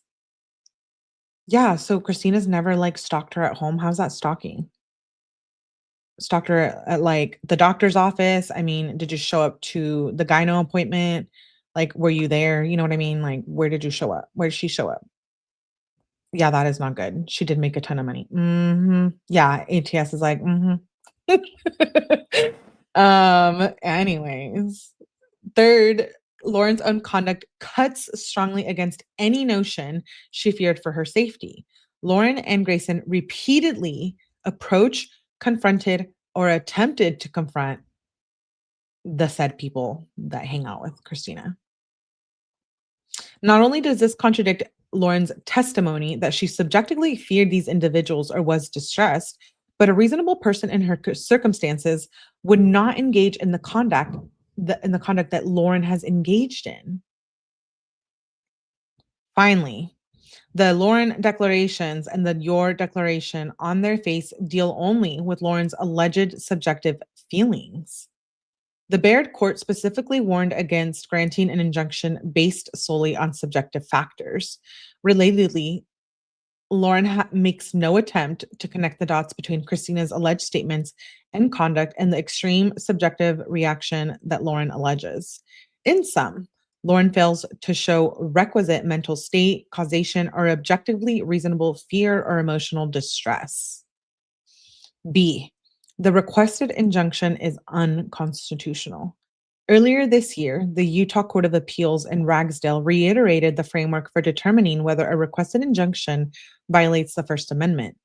In assessing whether a stalking injunction violates the respondent's free speech rights, district courts must at minimum determine whether each provision of a proposed injunction is content-based or content neutral, and evaluate each provision under the corresponding level of scrutiny. Content restrictions are, quote unquote, subject to strict scrutiny regardless of the government's benign motive, content natural justification, or lack of animus towards the ideas contained in the regulated speech. Such restrictions overcome strict scrutiny only if they are narrowly tailored to serve compelling state interest. In the strict scrutiny context, a restriction is narrowly tailored if it's the least restrictive means to further the articulated interest. A content-based restriction is one that stifles speech on account of its message. In other words, a restriction is content-based if it requires enforcement authorities to examine the content of the messages that is conveyed to determine whether a violation has occurred, or if it is concerned with undesirable effects that arise from the direct impact of speech on its audience or listeners' reaction to speech. This extends not only to a restriction on a particular viewpoint, but also to a prohibition of public discussion of an entire topic. Additionally, restrictions that appear content neutral on their face are treated as content based if they cannot be justified without reference to the content of the regulated speech, or if they were adopted by the government because of disagreement with the message the speech conveys. In this case, each provision of the requested injunction is content-based. It does not stand strict scrutiny. Wow. That's like one of those I'll have to probably go back and like read. So it basically is explaining that what Christina posted online is not stalking or hurting her work, essentially. Personal conduct. The section requests an order commanding Christina to, quote unquote, not stalk Lauren, and then recites and references the statutory definition of stalking. This provision is problematic for three main reasons. First, as a practical matter, it is vague, unenforceable, and redundant of other provisions. Utah law already prohibits stalking, and there would be no way to enforce the order without resorts to the courts. The parties are attending the hearing to determine if stalking has occurred.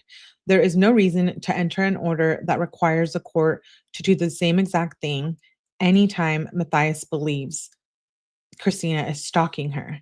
This is especially true since it is not clear what the personal conduct order adds apart from other provisions. Second, the issuance of the requested injunction in any form would pose on Christina's civil rights and violate the First Amendment because Lauren's relies on Christina's protected speech to establish stalking. Basically, Lauren is asking the court to argue with Lauren's public speech and disagree with Christina's. Such a restriction would be content-based because it is justified only with resort to Christina's message, with the court adopting Lauren's viewpoint. Punishing Christina and in essence removing an entire topic from public discussion. There is no compelling government interest in favoring one speaker over another, and a broad restriction on quote unquote stalking is far from being narrowly tailored enough to withstand strict scrutiny. Third, the personnel conduct orders in the requested injunction mirrors almost exactly the one in the Utah Court of Appeals. The Ragsdale court held that the provisions purporting to bar conduct that would annoy, harass, or cause distress to the petitioner were content-based and could not withstand strict scrutiny.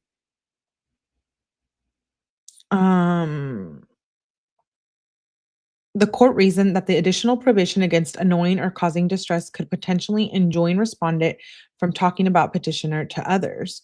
The court was concerned that, for example, any appearance that the respondent might take before the local governing authorities to complain about the presence of the petitioner's business in the neighborhood could likely cause the petitioner emotional distress or would at least annoy her. No contact. Lauren asked the court to bar Christina from communicating directly or indirectly with Matthias and others. But this section must also be read in conjunction with the quote unquote other assistance needed section, where Lauren asked the court to order Christina to cease and desist any and all online activity and communications relating to or referencing Lauren. Again, this restriction is content based because it purports to quash speech on an entire topic. In this way, the no contact order and the requested injunction is distinguishable from the no contact order upheld in Ragsdale and Towner. The upshot of both of these cases is that a stalking injunction that prohibits communicating with or to a person may be permissible where a prohibition on communicating about a person is not. The Ragsdale court summarized that Towner held that the civil stalking injunction did not violate the First Amendment because it is enjoined in the respondent from communicating directly to the petitioner, but did not enjoin him from speaking about the petitioner. The court further noted in Ragsdale and in Towner, the no contact provisions prohibited any communication, either indirect or direct, from the respondent to the petition or the other identified individuals. Stay away order. Matthias, Lauren, asked for an order that Christina stay away from Lauren's home, work, school, and vehicle. But as with the no contact order, Lauren modifies the form language and requests an order that Christina must stay away from online forums and other social media accounts. Wait, so like Lauren was trying to have Christina not make any accounts at all? Or like just pertaining to her? Because that's psycho. Wow. This extra requirement is a problematic on multiple levels. First, the restriction is content based and cannot withstand strict scrutiny. On its face, the restriction appears to ban Christina from the internet. Okay, so I was right. So, like, basically, Lauren was trying to ban her from all social medias. Intent is to prove Christina's conduct, not Lauren's bad mood. This case was a bust. Wow. In one swath, Matthias hopes that the court will eliminate Christina's ability to frequent all online public spaces. This ask alone unmasks Lauren's goal of eliminating Christina's ability to speak out on issues of public interest. The ban would be akin to allowing Lauren a popular pulpit in a public park while prohibiting others who disagree with her from the same public spaces. The First Amendment squarely forecloses this sort of preference. I'm shook. These documents are definitely telling a different story than we heard in that 9-hour live, allegedly, at least half of it. Second, to the extent that Lauren's request is meant to be interpreted more narrowly, it is unconstitutionally vague because it does not put Christina on notice of the extent of her ban. In sum, the imposition of requested injunction in any form would violate Christina's First Amendment rights because Lauren relies upon protected free speech to try to establish the elements of stalking. As such, any restriction is content based because the court can find the necessary elements only by examining the contents of the speech and by preferring Lauren's speech over Christina's. Similarly, each proposed provision of the requested injunction fails to pass First Amendment muster. The requested injunction is unconstitutional. Conclusion. Lauren is allowed to not like what Christina has said about her. Dun dun dun. We heard this from the judge. Remember at the hearing? He was like, just because they're talking about you doesn't mean it's stalking or harassing.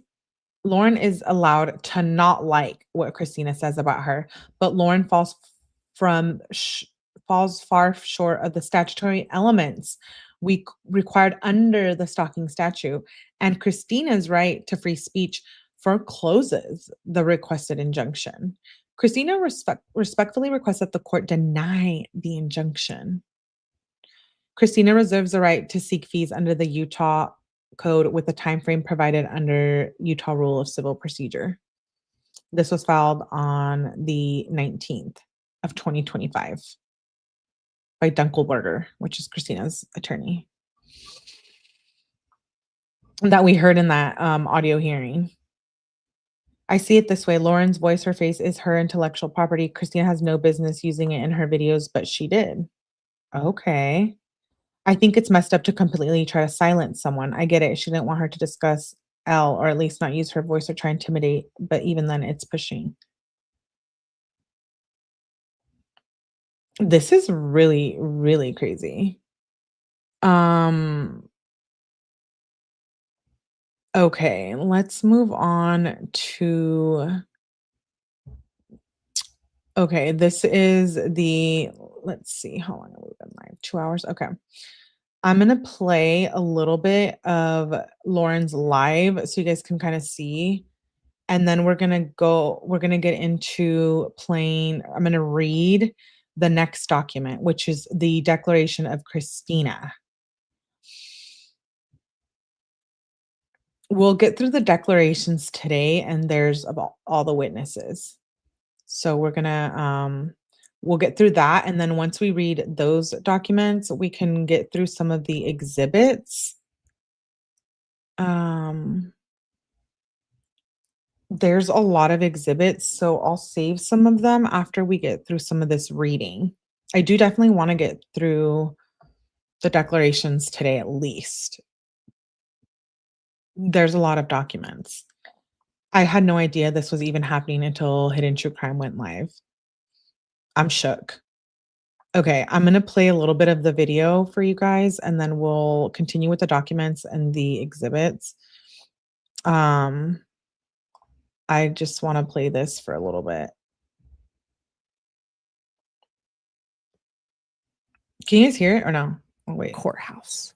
Let me know That if you was guys my goal. The doors were right there. And unfortunately I got scared and it stopped, but play the first video I have.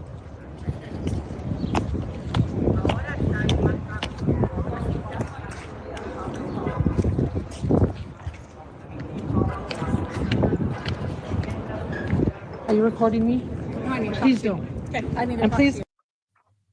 So that was the first one. Unfortunately, in my nervousness, it ended. And I want you to know too that Janice later wrote a declaration. And in her declaration to the court, she actually stated that I approached her. Please do not talk to me. I feel threatened. Well, I need to talk to you about the stuff you've said. Please do not talk to me. I feel threatened. Okay, I feel threatened by the things you're saying about me. So then let's stay away from each other. I think that you're a bully. Please stay away. I feel threatened. Oh, really, Lauren?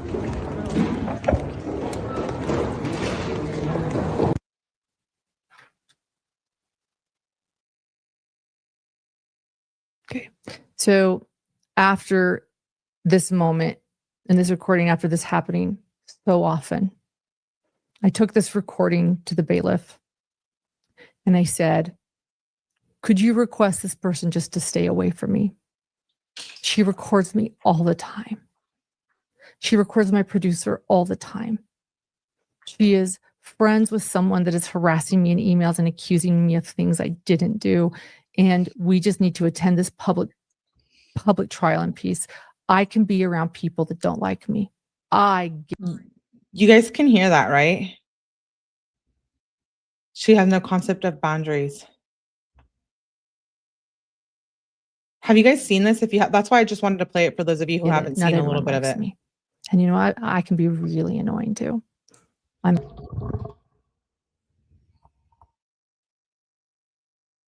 I think I'm probably really annoying in this live.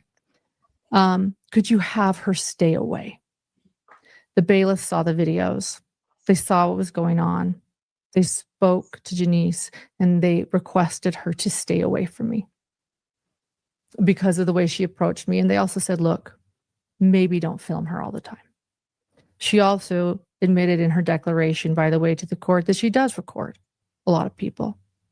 She tried to show that it wasn't what, we thought and she wasn't as close, but yes, that's her thing. So then I tell her I'm feeling threatened.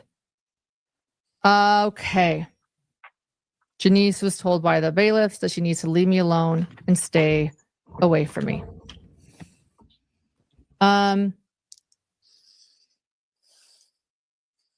Okay. Let's get back to the documents. Fast forward. Fix my headphones. Hold on. I've got some notes here. Okay. So then on June 19th, 2025. Okay. Ooh, we had enough of that. So, first declaration of Christina, unredacted. So don't be confused. We read earlier. Earlier we read the declaration of Grayson and Lauren. So now we're reading the declaration of Christina.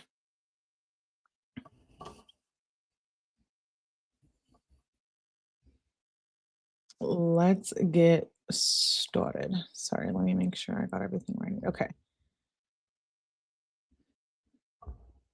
I, Christina, am over the age of 18. Okay. Specifically, but without limitation, this declaration addresses the allegations contained in the declaration of Grayson and other documents referenced therein, and the declaration of Lauren Matthias, and the second declaration of Lauren Matthias, and the documents referenced therein. I met Matthias in April of 2024. Lauren holds herself as the ex-reporter, journalist, and podcaster dealing primarily with true crime cases. Lauren is a public figure. She and her husband run a YouTube channel, Hidden True Crime, that has approximately 317,000 subscribers. Her Instagram account has over 20,000 followers, and her TikTok account has over 56,000 followers. For several months, I communicated regularly with Lauren, and we became friends. Throughout that time period, I noticed certain red flags that suggested that Lauren's credentials and public image were inaccurate.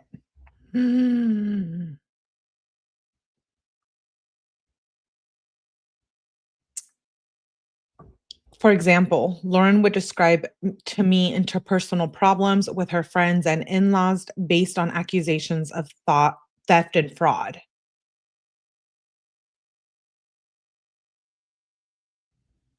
And in-laws based on accusation of theft and fraud? Wait, in-laws like John's parents? Oh, is this giving like marital problems? Not my business, but it's giving something's going on here. Oh, shit. I also learned information that caused me to question Lauren's ethics in obtaining and handling confidential information. During this time period, multiple people expressed concern about Lauren's conduct. Approximately the same time I became friends with Lauren, I also became friends with Lindsay Laurie, who had been friends with Lauren for a year prior. I also became friends with other women who were acquaintances of Lauren, including Janice. I communicated with, traveled with, and was invited to events with Lauren from April of 2024 through the winter of 2024. Lauren also invited me to her house while I was on a work trip in Las Vegas, Nevada. Lauren also invited me and my family to her home to swim in her pool when we were driving from Utah to California. My friendship with Lauren ends. Lauren asked me to perform some graphic design work for her or her husband's businesses, which I did at a significant discount given our friendship. By January of 2025, my friendship with Lauren was beginning to wane, and we communicated less frequently.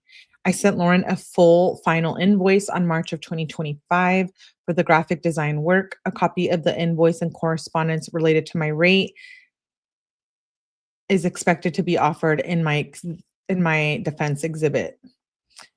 Okay, I have to say something about that because I've been through a similar issue on here. Well, your friend, you offered to do it at a discounted rate. And so now that you guys are having a fallout, doesn't mean you should go back and sue. Like, I'm sorry, that's just like an asshole PUSSY move. And that's giving like you're trashy because it's like, wait, you already said that you were going to give it at a discount rate and you did it. Therefore, don't bring it up in this document. Like that kind of bugs me. I don't know. Am I crazy for thinking that? Because someone did that to me. Like, we were friends and he did some work for me, and then I cut him off and he was like, "Oh, like you stole from me." And I'm like, "Bitch, excuse me? What'd you just say?" And so I kind of can empathize with this. So I don't know. Maybe I'm just crazy, but that's fine. By that point, I was no longer communicating on a regular basis with Lauren or spending time with her as a friend. On April 9th of 2025, I saw Lauren at a courthouse in Maricopa County, Arizona, after Lauren called out to me to get my attention. Lauren ran towards me, calling my name with her arms out, signaling that she wanted a hug. While hugging Lauren, I stated that I had read some of the negative comments Lauren had made about me and others, and that I had seen evidence of her efforts to harm others and their businesses. So, what it sounds like is Christina saying that she called Lauren out, and that's why Lauren didn't like it.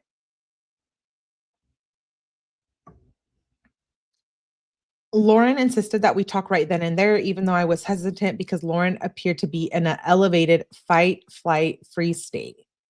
Lauren stated that we needed to talk immediately because she wanted to be alone and her assistant never leaves her side. Okay, so basically Lauren was saying Grayson never leaves her side.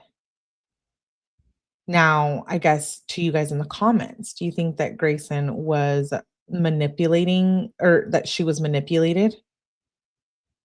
Or is Grayson the real true mean girl? Because some people have said that in other lives that I've heard. Some people are like, no, this drama started when Grayson got involved. I don't know. I'm not a reporter. I'm not a lawyer. I don't know them. I'm just bringing you public documents, information that you can find on the streets. Lauren called her annoying and Christina loses her ish and it all begins. Mm. I believe Christina initially got upset because Lauren cut her off. Elle supposedly called her annoying in text. Did we see all of those texts? Like, do we have, you know how we read Kenzie texts? Like, we need that. We need those threads because I want to see what else was said in those texts. Like, was it really annoying that she called her? Because I don't know. Annoying to me doesn't hurt my feelings. I have really thick skin though. Not a lot of mean things do hurt my feelings, but so I can't really say that I'm like everyone else. But I feel like, was it just annoying? Because that doesn't seem like such a big deal. I mean, I call people annoying all the time. Let's continue. Matthias stated that we needed to talk because Grayson never leaves her side. During that conversation, Lauren acknowledged that some of the negative statements that I had seen were true and then attempted to justify them. Because Lauren does not always accurately represent verbal conversations, I recorded the conversation. Is that illegal? Was that illegal? I don't know Utah law, but I know in California you can't record someone. Like it's illegal or not admissible in court. I don't know. Is that a thing? After our friendship ended, Matthias initiated repeat contact with me to make accusations I knew to be false and to demand I stop speaking about her, even with the mutual acquaintances. After Lauren's initial contact, I exchanged several texts with her on April 21st through the 22nd regarding her accusations and demands. The texts are expected to be offered in my defense. Okay. So Christina's like, yeah, I'm going to offer them up. Lauren blocked and unblocked me multiple times so that she could state her demands and accusations without allowing me any response. Lauren's last text to me was on April 22nd, 2025. It again made false accusations about my conduct, and demanded that I refrain from publicly speaking about her. I have not initiated contact with Matthias since March 12th of 2025 when I contacted her for a referral from my neighbor. I have not communicated with Matthias directly or indirectly since April 21st. However, Lauren unblocked me in August of 2025 to remove things from one of our conversations, and I received an alert that she had done so. Wow. So Lauren went back and deleted stuff. Are things truly ever deleted? No. Also, on June 5th, Lauren should know better than that. Like, what a dumbass. I'm sorry, I'm not trying to be mean, but like, really? Really?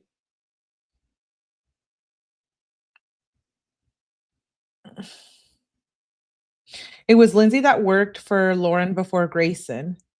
C was shown a text in which Christina was shown a text in which Lauren called her annoying. Oh, okay.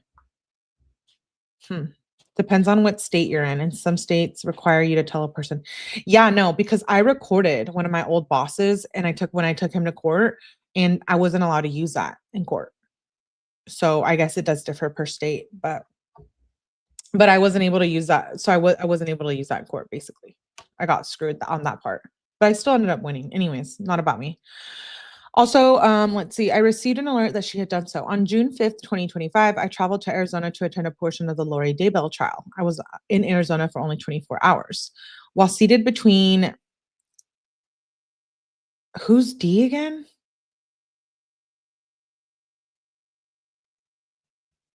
I don't know who that is. While seated between Redacted and another friend in the waiting area, I saw Lauren waving at me in attempt to engage.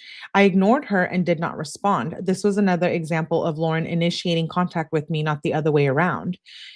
Grayson tried to call me twice on June 10th, but I did not answer or return her call. An image depicting the missed calls is expected to be offered in my defense. Grayson also sent me a lengthy text message saying that she felt sad that I had my feelings hurt and wanted to have a private conversation. I did not respond. A copy of these texts is also going to be offered.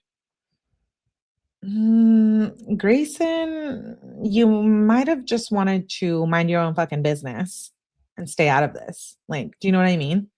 Sounds like Lauren was having Grayson do some dirty work. And it sounds like Grayson has no spine and was just like Lauren's little, sidekick, 24/7 sidekick. I want to make sure I'm not using inappropriate words. That's just my opinion, what I'm getting. Don't listen to me. You don't have to agree with me. Matthias's conduct towards others. Since April of 2025, I have learned of multiple instances where Matthias has behaved strangely and obsessively towards my friends who are also former friends and acquaintances of Lauren. On April 11th, 2025, Lauren sent Redacted a cease and desist letter containing numerous demands and curbing Redacted speech. The cease and desist letter is expected to be offered in my defense. Notwithstanding the cease and desist letter, Matthias has taken purposeful steps to contact and communicate with this person. And this person describes in detail in her declaration submitted concurrently herewith. Ah, okay. So it's Lori. It's Lori. I just realized it by the names. It's blacked out. Sent Lori a cease and desist. If I'm following, I feel like we need what are those things called? When Dexter or in the show, when they have the police has what is that called? I can't think of it. And there's string from person to person. Do you know what I'm talking about? We need that shit here because this is a lot. Like a graph or some sort or something. Grayson was on the payroll. Grayson, quit being a little follower. I'm just kidding. Oh, Lindsay got the cease and desist?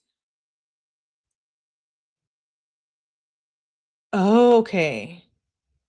Lindsay that used to work with Lauren is the one she sent a cease and desist to. Okay, so Lindsay got the cease and desist. Grayson is only 23. That's really young. What hair thing? One of those web things, yeah. The Matthias declaration described 2 alleged instances in Boise involving what is Lindsay, Lori, Janice, and others. So I was reading my notes. I was in Europe when these occurred. I learned about them only later. All of those people I just mentioned recount what occurred in their declarations. Okay, so it's all of the people who I have declarations for. So we're reading Christina's right now, and then we're going to read Janice's, Lindsay's, and Lori's. So those are who she's referring to. Okay, so continuing with Christina's. I have since received the Boise Police Department report, along with copies of the videos that Lauren submitted to the Boise police. Some of the videos were of my post online, and even though I was not in Boise when the alleged incidents occurred. In the report, the officer stated that Lauren provided me with 2 videos of 2 different incidents, including the incident at Bitter Creek Ale House. I did not see any intimidating or threatening behavior in these videos. At no point did I ask, encourage, or facilitate any of my friends or anyone else to contact Lauren. Indeed, in majority of instances, Lauren herself provoked the encounter with me. Recently at CrimeCon and my friends, Lauren and Grayson have engaged in a pattern of entering spaces where I already am. And there is a video of this, a flow chart. Thank you. I couldn't think of it. Don't come for me. You guys are like, dude, it's called a flow chart. Okay. Oh, because there's 2 Lauries. Dude, someone send me a flow chart. Because I like what? Can all of these women can they all just have a Modelo, please? Like, I don't understand what's going on here. There's like too much drama for me. This is why I don't friend anybody. It's just like too much. People come with too much drama. So what is the declaration saying? It sounds like Christina is telling a whole lot of personal stuff about Lauren. Is this supposed to show how she's not stalking her? Yeah, this is, that was the objection, but this is Christina's declaration. Thank you, Augie. Yes, please hit the like button. It seems to me that both sides accuse the other of the same thing. Dude, like, just leave each other alone and quit talking shit about each other and going online and pretending to delete messages that can be deleted. You know what I mean? Like, it's just a lot. Okay, let's continue. Matthias's efforts to prevent public disclosure. As is evident from the Matthias declarations and Grayson declaration, Lauren's main issue is with public statements that I have allegedly made about her. Lauren mischaracterizes many of these statements or describes them vaguely to misconstrue them or present them out of context. For example, Lauren alleges that I mocked a police officer when in fact I merely pointed out inaccuracies in what the officer told me is my right. A recording of my post is expected to be offered in my defense. Lauren omits any discussion of the context of that video, which was that I was contacted by the Henderson, Nevada Police Department after Lauren contacted police in June to report that I and others were sharing private communications we had with Matthias. Okay, so were you sharing like payroll information, IRS stuff? Like, is that what you're sharing, or like text messages about Mean Girls? Because there's like you know what I mean? There's very much 2 different things going on here. Hey, Sleuthy, I think this was from you. I think I saw your name on it. I don't know if you had ever been here before, but I said it at the beginning. I think Sleuthy made this. Shout out to you if you did. I expect to offer in my defense a copy of the Henderson police report in which the officer states that she did not find extortion, no text messages were intercepted, and Lauren's private messages were not hacked. The Matthias declaration describes my public comments as targeted and aimed at trying to get people to identify who I am or to come after me. This is not true. Lauren also alleges that I posted an emoji on a podcast she participated in to let people know I was watching. Oh, that's where the emoji comes in. The eyeballs? Yes. Yes, Sleuthy. Was that you? Okay, cool. I'll link it in my description and stuff to your channel too. When I add it in there. So she's mad about emojis, eyeball emojis, the eyes, the eyes. Okay.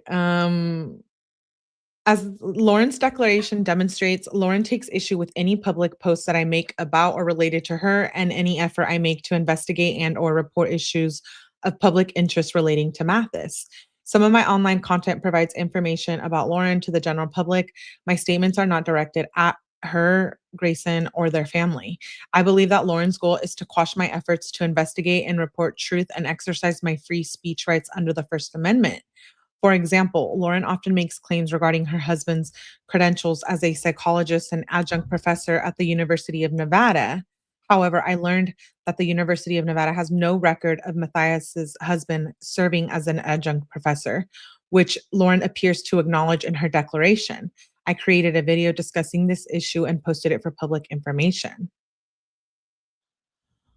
I need to see this information about the professor. Okay, so it's not true then? Jeez. Everyone put the eyeballs. No, okay, wait. So is he not then for reals an adjunct professor? I'm confused. Because some people are like, no, he was doing it for free, so he wouldn't be on payroll, but he would have to be, a person that's certified or whatever, allowed to be on campus, right? Yeah, so Sleuthie's like, yeah, it's true. So he was never a professor there. No reason Christina should have been calling Dr. John's work or volunteer work. That's also true, I feel like. Did Christina maybe already know that though? Since they were friends, and so it was maybe intentional? You know what I mean? Because if they were friends and she knew that, I feel like that's it is, yeah, kind of mean girl to then post about it later and make a video like, oh, but also like, why are you lying about your professional background? If that's the case, Okay, let's continue. I also believe that Lauren is attempting to prevent me from attending public events such as criminal proceedings and true crime conventions. Lauren is attempting to use this action to further this goal. Through this action, Lauren has removed me from CrimeCon starting Friday, September 5th. February, what? Starting Friday, September 5th. I purchased my ticket in June of 2024 for approximately $1,800. At that time, I was in regular communication with friends of Lauren's. She was aware that I purchased the ticket and she had no plans to attend. Wait, Lauren had no plans to it? Oh, or the friend. Okay, because I was going to say, yeah, right. As a recent of June 2025, Redacted overheard Grayson tell a friend that Matthias said she did not have plans to attend CrimeCon. So Lori? Unbeknownst to me, Lori, it's redacted. Lori, Janice, and Lindsay? And Lauren changed her, unbeknownst to me, redacted, and Matthias changed her mind and attended CrimeCon. Oh, so Lauren wasn't going to show up at CrimeCon and then decided to go, knowing that I would be in attendance. I learned later that Lauren announced her plans publicly on a live stream. A video of the announcement is expected to be offered in my defense. Wait, but wasn't Lauren one of the guests at CrimeCon? So it would have been announced. Oh, okay, I got it.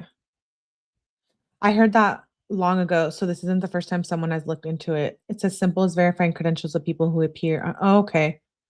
I guess I want to see, call myself. Apparently he's like just supervises. Oh. Elle has written someone who vouched about his work at school. He was helping to teach students. No, she wasn't, and she wasn't a speaker. Oh, so she was just there as like a CrimeCon person? Ooh, that seems shady, all the CrimeCon stuff. With them too. Matthias was not a speaker. Oh, okay, we were just getting to that. Thanks. So it says, Matthias was not a speaker and did not have a booth. Okay, she purchased a day pass. And CrimeCon was not a work event. I arrived in Denver for CrimeCon and checked into my hotel on September the 3rd. On September the 5th, I was headed to one of the CrimeCon panels and was approached by police. The police gave me the temporary injunction and told to remain in the hotel and not attend any of the CrimeCon events. The police told me where I could go and could not go. The police explained to me that I was permitted to remain in the hotel and access all areas of the hotel, except that I was not allowed to go beyond the designated CrimeCon signage or into CrimeCon events. I asked about the hotel bar and they told me that I could be there so long it was not CrimeCon convention and I was not approaching Mathis within 500 feet. The audio of this conversation is offered in exhibits. That night I was in the hotel bar taking picture for Lindsay of her employer. Prior to okay, so Lindsay works for someone who was at CrimeCon. If I'm connecting the dots right. We need a flow chart. Prior to arriving at the bar, one of my friends confirmed that Lauren was not in the bar. After being in the bar for several hours, a friend notified me that Lauren had entered the bar. I immediately wrapped up what I was doing and left. I did not intentionally stand close to Lauren or Grayson, as Lauren alleges in the second declaration. Rather, they entered my space. On September 6th, I was again in the bar in the hotel's restaurant when Lauren appeared because she wanted to come see the bar. She called the police and had me removed from the bar. Lauren, you know that's the one place she can't go because of this stalking thing. Therefore, you still want to go in that bar. I don't know. I don't like that. That's kind of shitty.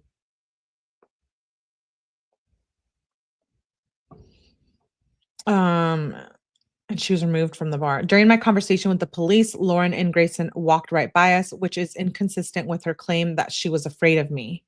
In other words, after serving me an order that prevented me from being within 100 feet of her, Lauren purposely entered that space to force an encounter, just as she had done the day prior and to Lindsay following the cease and desist letter. On September 7th, I was having lunch in one of the hotel restaurants. I left with another individual, Joe, and walked across the center courtyard between restaurants. I saw Lauren and immediately left the area with Joe. At no point did I attempt to approach or communicate with Lauren. The same weekend as CrimeCon, I posted 3 videos that I had created long before receiving the temporary injunction. These videos are not posted to a targeted account as Lauren claims, nor were they directed at Lauren and were not threatening, defamatory, or harassing. I did not believe the injunction restricted my ability to post public commentary. Matthias's alleged fear and emotional distress. I have never threatened or caused anyone to threaten Lauren, her husband, or her coworkers. During that time I was friends with Lauren, I observed and learned many things about Lauren's mental and emotional health. I personally observed signs that Lauren was anxious, depressed, and otherwise mentally and emotionally unwell. This leads me to question many of the statements Lauren makes regarding her mental and emotional health and the Matthias declarations, or at minimum, the cause of the mental and emotional health problems. Similarly, the Grayson declaration claims that Grayson needed anxiety medication to manage the effects that I was causing, when I know from personal interactions with Grayson that she had received mental health treatment, including medication, well before the issues alleged in the declaration. Oh, boom. Oh, shit. Yeah, that's not good. Listen, Grayson, girl, don't be lying. Don't be lying. Because if you have already mentioned your mental health problems before, don't blame him on Christina. That's really trashy to me. I don't play about mental health. You guys know that here on my channel. Yuck. I did not cause, nor is it reasonable for Matthias or Grayson to claim I caused any of these issues they alleged simply by exercising my freedom of speech and addressing the public about matters of public interest. I am not obsessed with Lauren as she claims. I have simply responded when she involved me, or when she made false or misleading public statements. I believe that Lauren is singularly fixated on preventing me from engaging in public in public discourse regarding any information about or even related to Lauren that Lauren deems hurtful or harmful. None of my public posts show Lauren's face, use her name, or encourage others to contact her. I express my opinion on matters of public concern and interest to my subscribers, followers, and friends. Lauren and Grayson have both engaged in conduct towards me, Lori, Janice, and Lindsay. and others that strongly contradict their testimony, such as reaching out to me by phone and taking purposeful steps to put herself in the same location and physical proximity with us. Lauren's public post also contradicted her and yours testimony that Matthias and Yor have experienced fear or emotional distress. For example, while the Matthias declaration states that she was incapacitated by fear for months, she was actively creating, publishing, and promoting content on podcasts and social media during that same period. Lauren also published live content over 100 times since April 9th. She has posted hundreds of pre-recorded videos and or podcast episodes during the same period across the various platforms she uses. On July 6th of 2025, Lauren and her husband posted a hidden true crime podcast called Cults and Conformity, in which they discuss a variety of topics, including interpersonal relationships, the nature of cults and communities, family dynamics, and conformity, cyberbullying, and AI regulation. Multiple times in the episode, Lauren mentions how she has always liked chaos, though not necessarily the kind of chaos that hurts people. I've never watched that.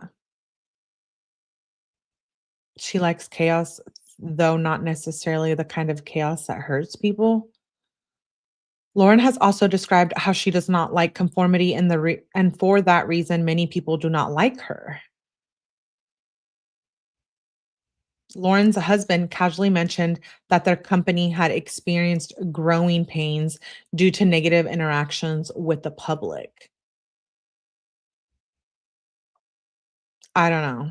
I get really weird vibes. The episode contains no indication that Lauren was afraid, distressed, or panicking, which directly contradicts Lauren's and Grayson's testimony that they were unable to function in daily life and that the situation has persisted for 4 months. It also contradicts Yor's testimony that Matthias's husband, a licensed psychologist, purportedly the very next morning confided in Yor that Matthias was unaliving herself and rocking in bed just hours after posting the episode. She had thoughts of unaliving herself. So is that the video that's in the 9-hour live where she's in the bed?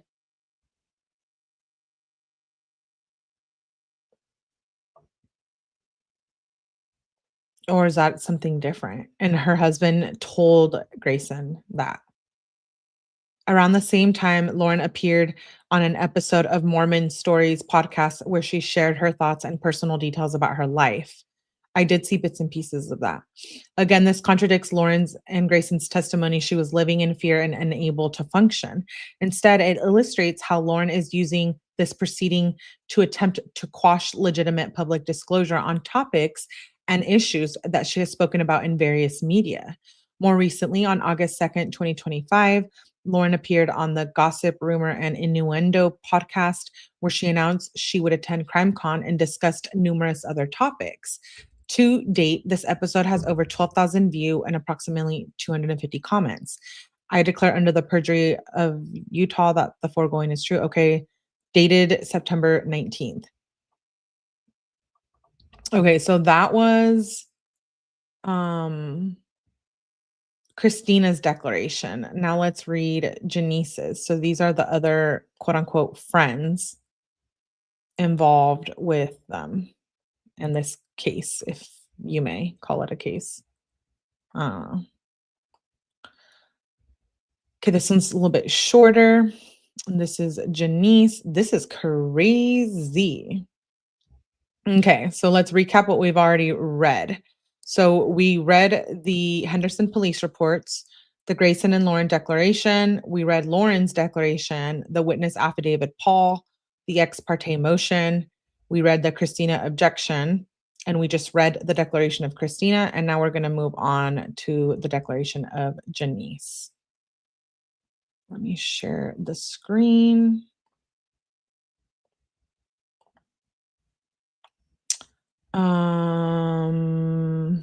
Here we go.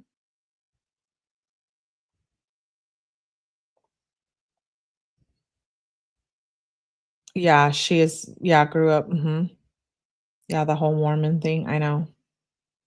These ladies have too much time on their hands. Who even has time for this mess? Augie, please let me know. Okay, so this is Janice. I have reviewed the allegations in the declaration of Grayson and Lauren Matthias. Okay, I make this declaration in response to certain allegations in the previous declarations for which I have personal knowledge. Background. I met Christina in April of 2024. I have known Lauren for many years, but we have never been friends. Oh, okay. Since April of 2024, I have attended various events that that Christina and Lauren also attended, including court proceedings, a press conference, and other public gatherings. My friend Lori and another friend Lindsay also attended many of the same events. In and around March of 2025, I learned that Lauren made several defamatory statements about me. Matthias sends a cease and desist. I attended Lori Daybell's trial in Maricopa County, Arizona in April of 2025. On or about April 9th, I learned of a conversation between Christina and Lauren. Christina appeared upset, but Lauren did not appear anxious or fearful. On April 11th, I learned that Matthias had sent Lindsay a cease and desist letter, which made various accusations against Lindsay and demanded that she cease public speaking about Lauren. On April 15th, I tried to talk to Lauren about the statements, fearing that Matthias would represent the conversation. I attempted to record it. Lauren approached me while recording me and asked me if I was recording her. She later submitted the video to the Boise Police Department. Lauren became emotional and ran into the courthouse claiming that I was threatening her and bullying her. She then reemerged and continued filming me, repeating that I was threatening and bullying her. I was not threatening or bullying her. Following this encounter, one or more bailiffs approached me about the incident. They told me that Lauren claimed she felt threatened and asked if I felt threatened by Lauren. The bailiffs did not remove me from the courthouse or otherwise restrict me. They merely encouraged me not to talk to Lauren.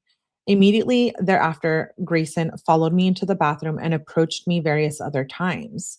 This is consistent with many instances where Lauren and Grayson have made allegations against me, Lori and others, to enter our personal space and attempt to provoke a confrontation.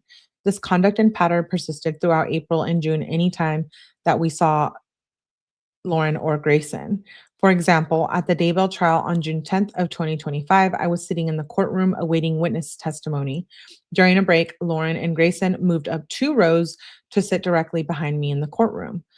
Redacted was not present for any of these events. And that's Christina.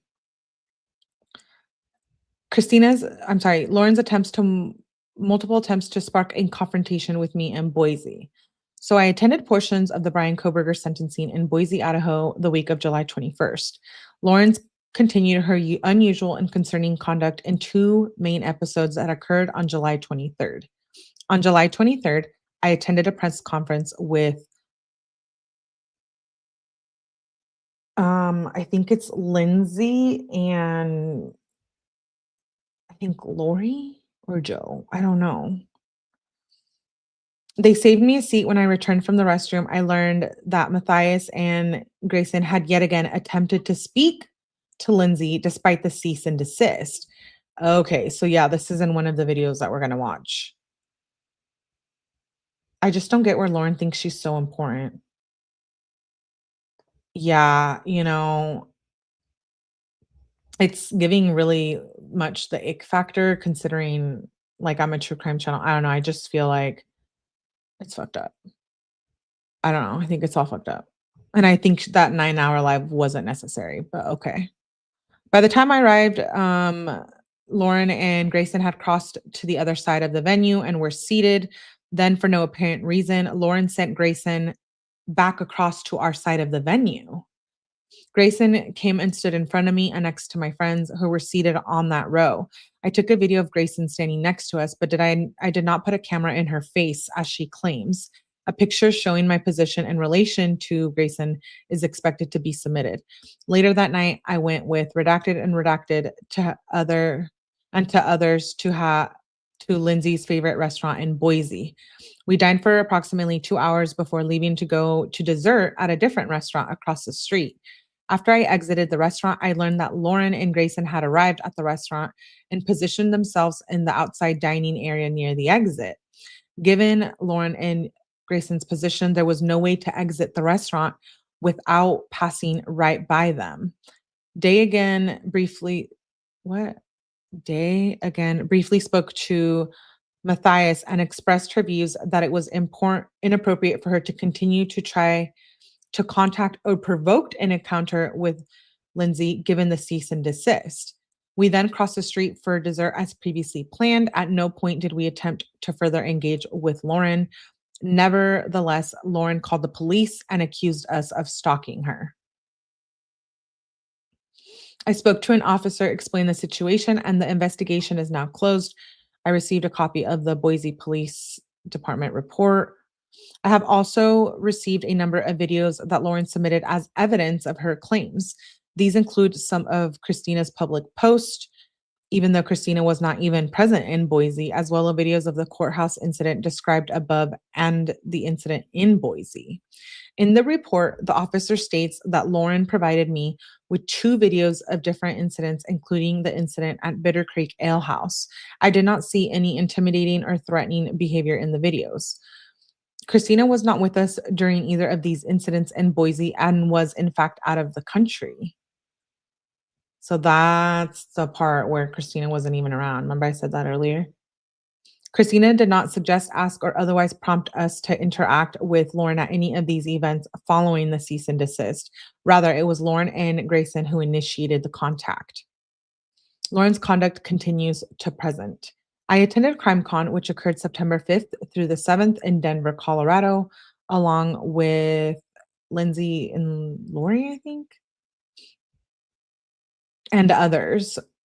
Lauren and Grayson also attended CrimeCon and attended their pattern of trying to provoke a confrontation with me and the others. I was surprised later when Christina received a temporary restraining order. I'm not aware of any attempt that Christina made to contact or otherwise engage with Lauren or Grayson at CrimeCon. Even when Christina was speaking to the police about the order on September 6th, I watched Lauren and Grayson walk past where Christina was talking to police. Lauren claims in the request for the temporary restraining order that she believed she was in immediate danger and that Christina and her quote-unquote accomplices were planning another confrontation at CrimeCon.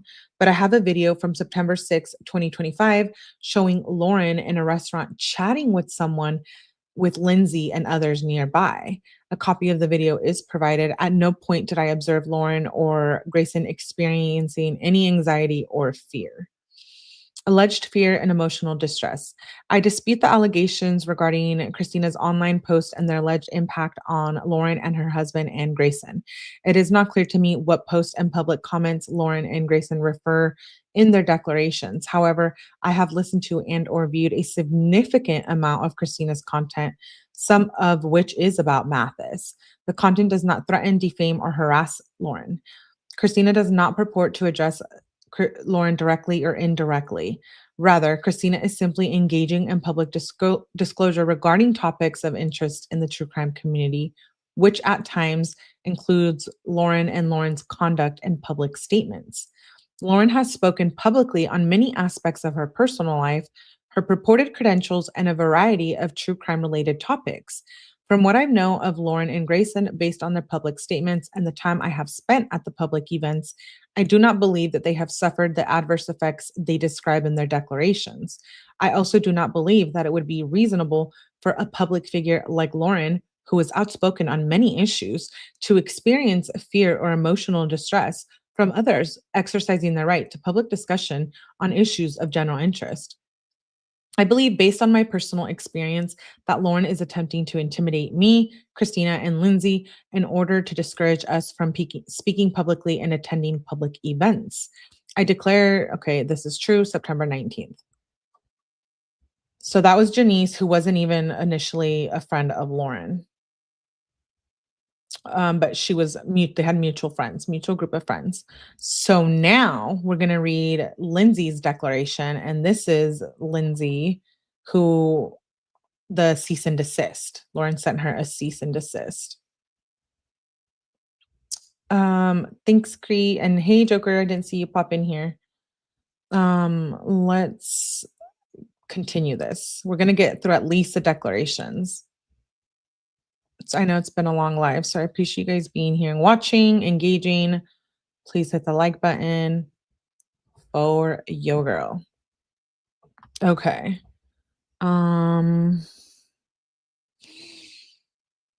Let's see. Okay, this is Lindsay. Okay. I met Christina in April 2024. I met Lauren in April of 2023. We were acquaintances at first and later became friends. Okay. Let me get a drink of water.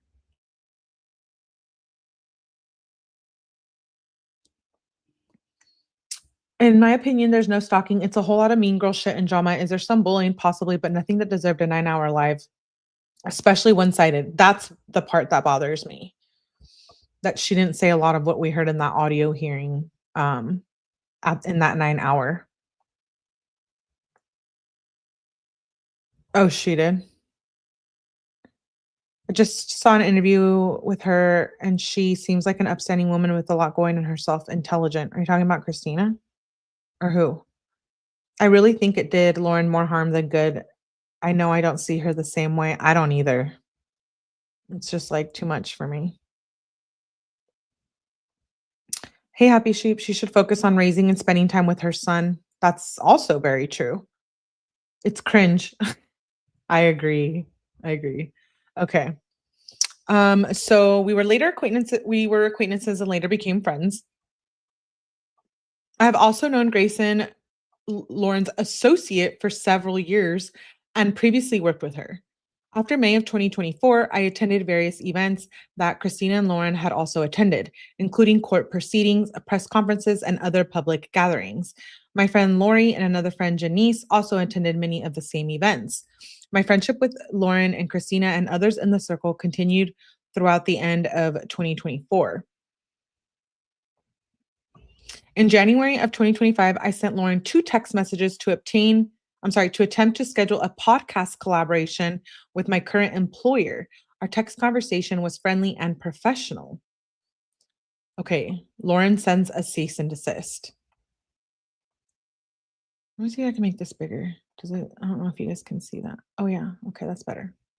The next time I saw Lauren in person was April 2025 in Phoenix, Arizona, when I attended portions of the Lori Daybell trial at the Maricopa County Courthouse. We greeted each other in line to enter the courthouse and had a brief conversation. I was at the trial for work and I did not interact with Lauren at all during the remainder of time in Phoenix. I later learned that early in the week of April 7th, 2025, Christina had a conversation with Lauren to discuss some of Lauren's statements and Christina's. Then on April 11th, 2025, Lauren sent me a cease and desist letter, which made various accusations against me and demanded that I cease speaking publicly about Lauren. The cease and desist accused me of actions I did not commit and did not present proof of any of her accusations. I believe the cease and desist was sent to threaten and intimidate me into silence because of my friendship with Christina. In April or May of 2025, I learned that Lauren made false claims that people were hacking her iCloud account and extorting her.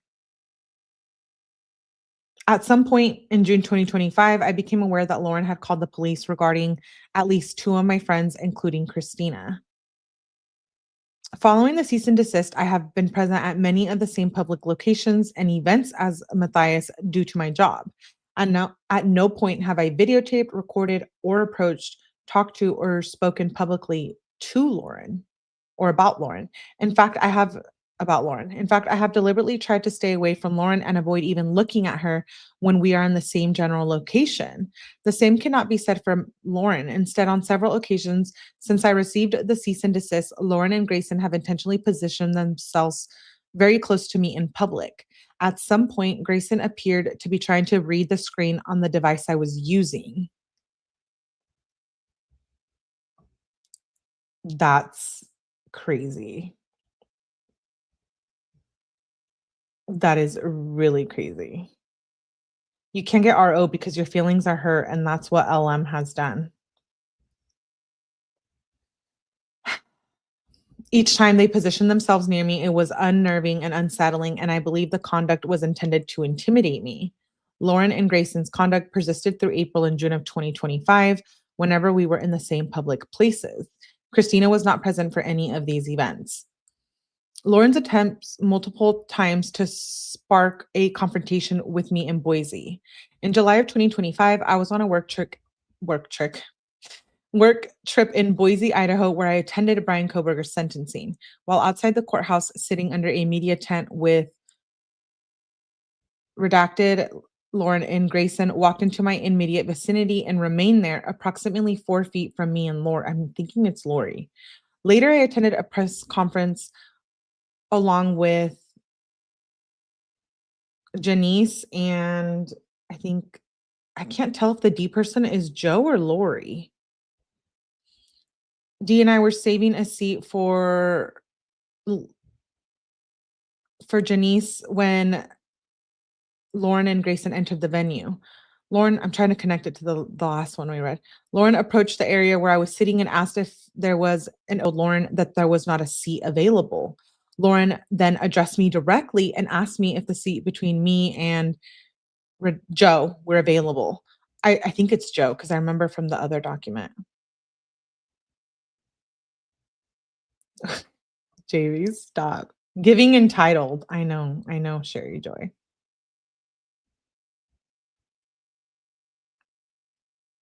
Poopy words. I know, Augie. Okay. I did not respond to Lauren due to the prior cease and desist, as well as her attempts to weaponize the police with false hacking and extortion allegations against my friends. Dee briefly spoke to Lauren to tell her that she did not feel it was appropriate for Lauren to try to speak to or sit by me given the cease and desist. So it's Lori, because that's in the video, I think. At that point, Lauren and Grayson crossed to the other side of the venue and easily found a seat, which made it obvious that there was no reason for Lauren to try to engage with me. There, for no apparent reason, Lauren sent Grayson back across to our side of the venue. Grayson came and stood right next to me and my group who were seated. Later that night, I went with Janice and Lori and others to my favorite restaurant in Boise, which is Bitter Creek Ale House. Lauren knew that it was my favorite restaurant based on past statements I made to her. We dined for approximately 2 hours before leaving to go to dessert at a different restaurant across the street. While some members of our group were in the restroom, we learned that Lauren and Grayson had arrived at the restaurant and positioned themselves outside dining area near the exit. Bitter Creek Ale House is a small seat-yourself restaurant, so Lauren's decision to sit there confused and frustrated me. I believe that Lauren and Grayson sat there deliberately to harass and provoke a confrontation. As we left, Lori again briefly spoke to Lauren and expressed her view that it was inappropriate for her to continue to try and contact or provoke an encounter with me given the cease and desist. We then crossed the street for dessert as previously planned. At no point did we attempt to further engage with Lauren. I was experiencing significant anxiety due to Lauren's continual attempts to contact me and had no desire to have any contact with Lauren. Days later, I learned that Lauren and Grayson had called the police and filed a stalking report concerning me and my friends. Christina was not with us during either of these incidents in Boise and was in fact out of the country. Christina did not suggest or otherwise prompt us, okay, rather it was them who initiated the contact. Lauren's conduct continues to present. Christina and I purchased tickets, to CrimeCon. We know this, which took place. Lauren was aware that we purchased the tickets, but did not purchase them at the same time. As recently as June of 2025, while in Phoenix, Grayson walked up to the area I was sitting and began a conversation with one of my friends who was sitting right next to me. In this conversation, I overheard Grayson state that neither her nor Lauren had plans to attend CrimeCon. Even though I purchased a ticket to CrimeCon as an attendee, my trip also functioned as a work trip because my employer was scheduled to speak at 2 different panels. Lauren was not a speaker, presenter, or a registered creator with CrimeCon booth. This can be verified through CrimeCon. Nevertheless, Lauren and Grayson attended CrimCon as attendees and continued their pattern for entering my space and trying to provoke a confrontation. I arrived in Denver on September 3rd. Christina had already checked into the hotel where we were all staying. On September 4th, I was with Christina when she informed me that her husband had told her the police had come to their home with a stalking injunction from Lauren. On September 5th, I was in the hotel bar with Lori setting up a table in an area where my employer wanted to record a podcast. That evening, Lauren and Grayson appeared in the hotel bar and repeatedly placed themselves within a 5-foot radius of me for a sustained period of time. At one point, Grayson came to the table where I stood and which was approximately 2 feet away from me. I thought Lauren and Grayson's conduct was strange since Lauren had listed me as an accomplice on her request for a stalking injunction. A similar situation occurred the following day at the hotel bar. A retired Orange County Police Department officer approached me in the bar that night and warned me that it looked like someone was following me. The retired officer pointed out the person and it was Grayson. Wait, what? So Lauren and Grayson are over here saying that they're being stalked, but it looks like they were doing a lot of this shit. Oh, okay, yeah, thank you, Sleuthy. That's what I figured. Joe was the guy who took a pic of them at the bar, right? Yeah. Okay, so he's telling us M equals Christina. Dude, girl, this is too much freaking drama. Okay, let me make sure. M Christina. Okay. Yeah, I got it right. Okay. Thank you, thank you, thank you. People are crazy. Lauren is a starter. Dude, I'm sorry. That's creepy. I believe that Lauren and Grayson purposely engaged in this conduct to intimidate and harass me. I dispute the allegations regarding Christina's online post. Okay, it is not clear to me what the post and public. Okay, so this is basically saying no. However, I have listened to and reviewed significant of Christina's content. Does not threaten, defame, or harass Lauren. Lauren has publicly spoken on many aspects of her life. Yes, yes, yes. Okay. I believe, based on my personal experience with the cease and desist and subsequent events, that Lauren is attempting to intimidate me and now Christina in order to discourage us from speaking publicly and at public events and attending public events. I am aware of other instances where Lauren has fallen out with former friends and subsequently made false accusations against that friend. Oh, this is not a good look, Lauren, girl. Lauren from Hidden True Crime. I don't know her. I never was really like that much into Hidden True Crime, but I do know who she is from a lot of trial coverages. Okay. The next declaration is Lori declaration.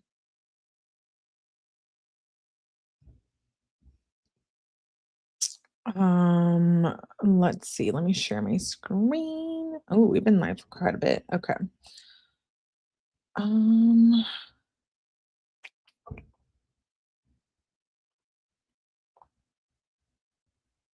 Okay, here we go.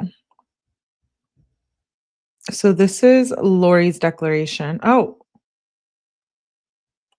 I hate StreamYard. Okay. Okay, sorry, I'm over the age. We know. I've been acquainted. Okay, so here we go. Lori's declaration. I've been acquainted with Christina for many years, but I started to get to know her. Wait, let me make sure I didn't skip anything. I did. Just kidding. Let's go back.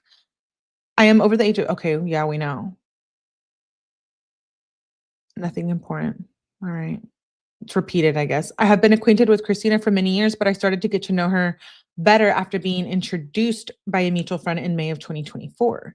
I knew of Lauren Matthias before that time, but we had not been introduced. After May of 2024, I attended various events that Christina and Lauren also attended, including court proceedings, press conferences, and other public gatherings. My friend Lindsay and another friend Janice, among others, also attended many of the same events. I was on friendly terms with Lauren and had lunch with her on February 12th, 2025 in Las Vegas when I was traveling from California to Utah. Lauren begins behaving erratically. In April of 2025, I learned that Lauren sent a cease and desist to Lindsay and another of our friends, which made various accusations against them and demanded that they cease publicly speaking about Lauren. Following the cease and desist, I observed Lauren engaging in conduct that concerned me. I noticed that despite sending the cease and desist, Lauren went out of her way to speak to Lindsay or enter Lindsay's physical space. Sometimes Lauren sent her assistant Grayson to stand near or even next to Lindsay.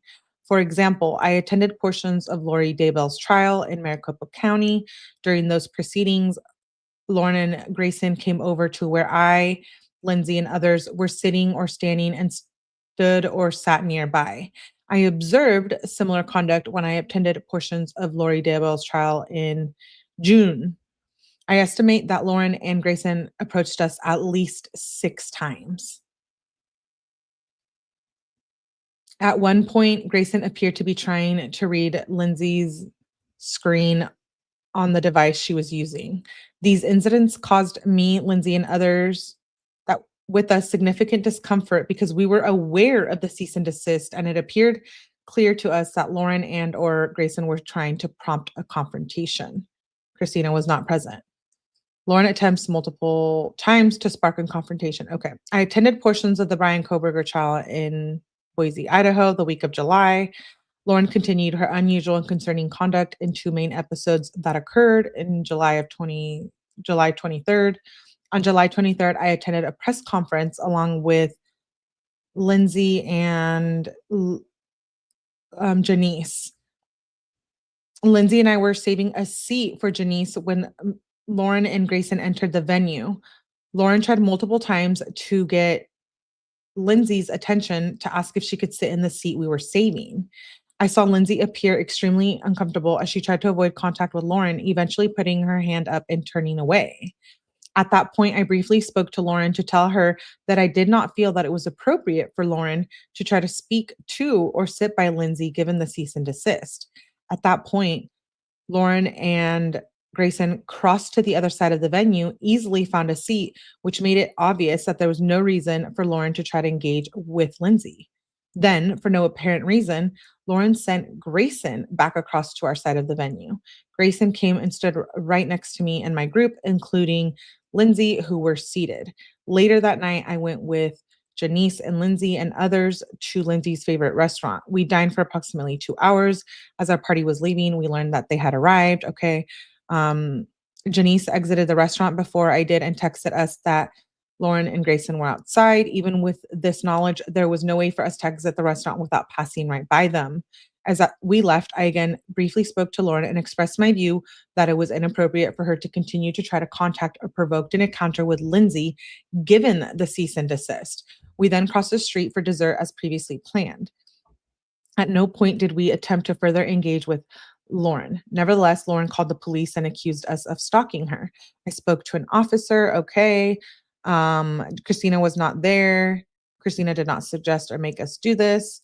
I dispute the allegations about Christina's online post and their impact on Lauren and her husband and Grayson.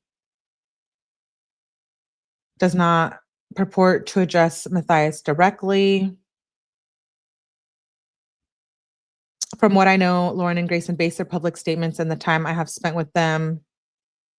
I do not believe that they have suffered the adverse effects. Okay, also September 19th. So that was, what did I say that was?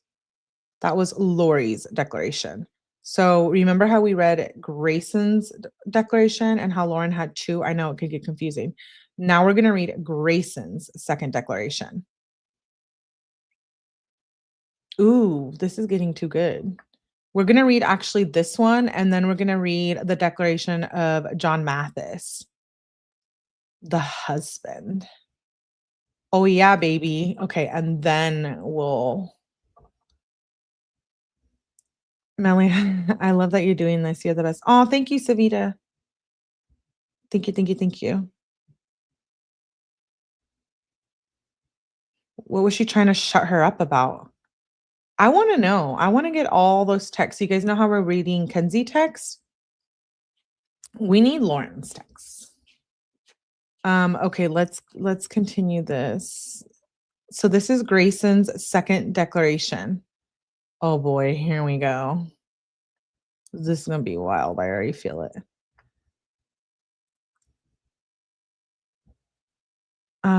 Lauren doesn't like TikTokies. Don't watch them. It's simple, you old stalker. Okay. Yeah, really. My name is Grayson. I am the employee of the petitioner in this matter. I am writing the, can you guys see? Is that big enough? Yeah, I feel like that's good. Okay. I am writing the second declaration to provide the court with additional information regarding the actions of the respondent and the impact it has had on Lauren Matthias and those around her.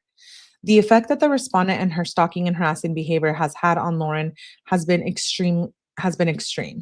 As things have escalated, I have noticed a severe mental health decline in Lauren.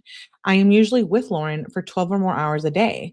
The two of us also travel frequently for work, and during travel, we are nearly together 24 hours a day. Okay, Grayson, well, let me tell you, like, that's a problem, girl. Get your own life, be your own person. And I say that with love, even though I don't know you. Like, that's too much. Aside from her husband, I get working together and being besties, but like even me and my besties don't 24 hours a day, like a personal assistant. Is Lauren Matthias like a Kardashian or something? My name is Grayson. I'm afraid of Lauren. I'm afraid of William. Stop. Show the text. Yeah, show us the text, Lauren. Aside from her husband, I'm the only person she spends the most time with, and I have been the person she has confided in the most during. As to the effects it has had on her mental health, I was the person with Lauren on the day she was confronted by the respondent in April. I was also the person who alerted Lauren on June 19th that people wanted her head on a platter after being told that on a phone call. Well, throughout me reading that last sentence, Grayson, it sounds like you were the one spreading some kind of gossip on the telefono about Lauren and her head on a platter, which then escalated the situation even more. Am I right or am I right? Or no? Am I wrong? Boo fucking who? I know. I'm not trying to be an ass. I'm really not. After speaking with the police that day, the officer called two people who have had direct information. Wait, called two people who we had direct information were involved. The officer told us one of the individuals implicated the respondent. We never knew that he had, in fact, called the respondent until she posted a video mocking the officer, which is marked as Exhibit 9. Just a few days after we called the police over safety concerns, a video popped up on my TikTok For You page made by the respondent. After clicking the profile, I quickly realized that the respondent had made an entire profile dedicated to harassing Lauren. I was the one who informed Lauren about this. Again, Grayson, you're the one telling shit. Oh, thanks, clearly, Shelly. We're happy to have you here. Welcome to Mellyverse. Thanks for being here. Anyways, so Grayson's like, yeah, I went and snitched. I was the one spreading gossip. But anyways, the shift in Lauren's mental health became even more noticeable after the public social media attacks began. I have seen the panic and fear in Lauren over the last few months. As the respondent continues her pattern of escalation. I have had numerous conversations with Lauren about the effect this conduct has had on her mental health. On multiple occasions during these conversations, she expressed she did not want to continue living because of how difficult this experience has been. I have spent many hours with Lauren listening to her, helping her process events, and assisting her in looking for ways to stop the respondent's escalation. I have also spent significant time speaking with John about how best to support Lauren. Dude, if my husband was a therapist or whatever the hell he is, trust me, I'm going to be asking him to diagnose me or whatever they're doing there.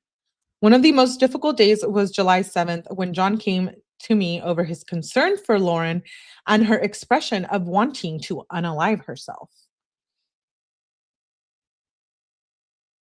Yeah, July 7th. John came over to me. John, what do you even do? Okay, what are you doing even talking to Grayson? Like, shut up. It's not your employee. Like, it's weird. I don't know. Am I being dramatic? Okay, fine. That same morning, Lauren had texted me saying she had a panic attack. Later that day, she expressed concern over John's health to me over text. Ah, okay, this is where it starts. The whole health, heart attack. Oh my God, too much stress, blah, blah, blah. Was he maybe stressed that people were going to find out the whole lie of it all, of his career, if it's a lie, which that's what we're getting at. Three so much. If Lauren cut the crap she's into, she wouldn't need an assistant. John's mental health has also declined as a result of the respondent's conduct. He frequently tells me how stressed he feels and that he is unable to complete work tasks I've asked of him because there is simply too much happening. When Lauren and I are out of town, he often calls me just to confirm that nothing has occurred and that we are safe.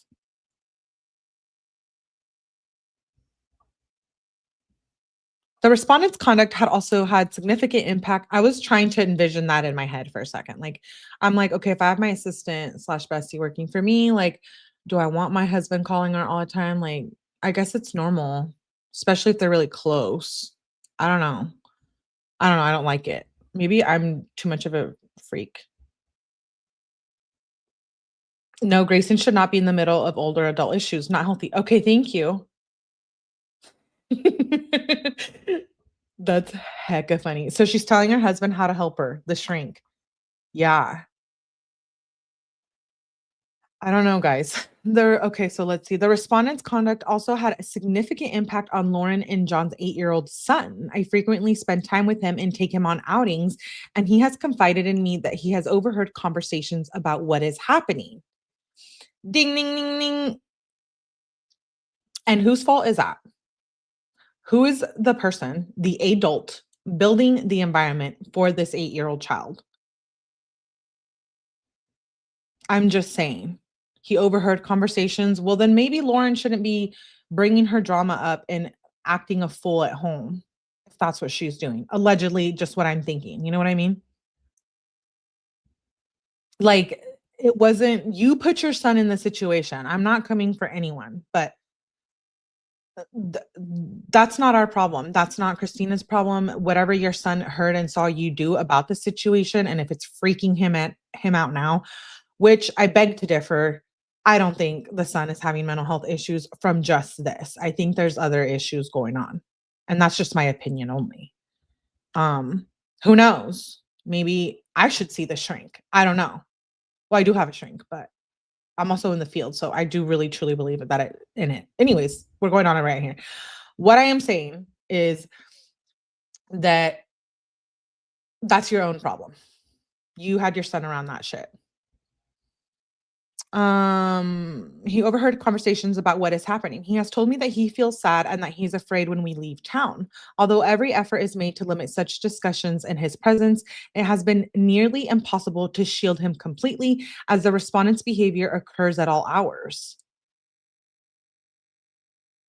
Each incident creates an immediate disruption, filling the home with fear and preventing the family from continuing with normal activities.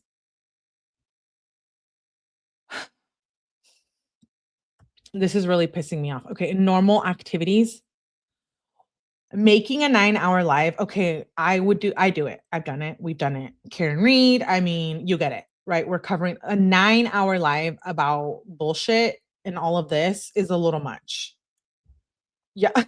Augie's like, this is why you wanted to read these. Bye, Cree. Love you. See you soon. Okay, let's see. From continuing with normal activities. Over time, I have also observed changes in his behavior. He has become more irritable and more tearful. His appetite has decreased, and he has grown increasingly attached to Lauren. So does he know like every single thing going on? Because if so, again, why are you putting that in his environment?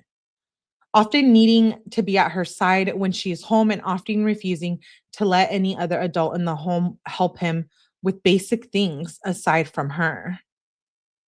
I mean, I could also believe if she was, that word where one takes their own life, if she was doing something in that sense, That I could understand how that could be traumatizing to your child. I don't have any children, but I could see how that could be traumatizing to a child.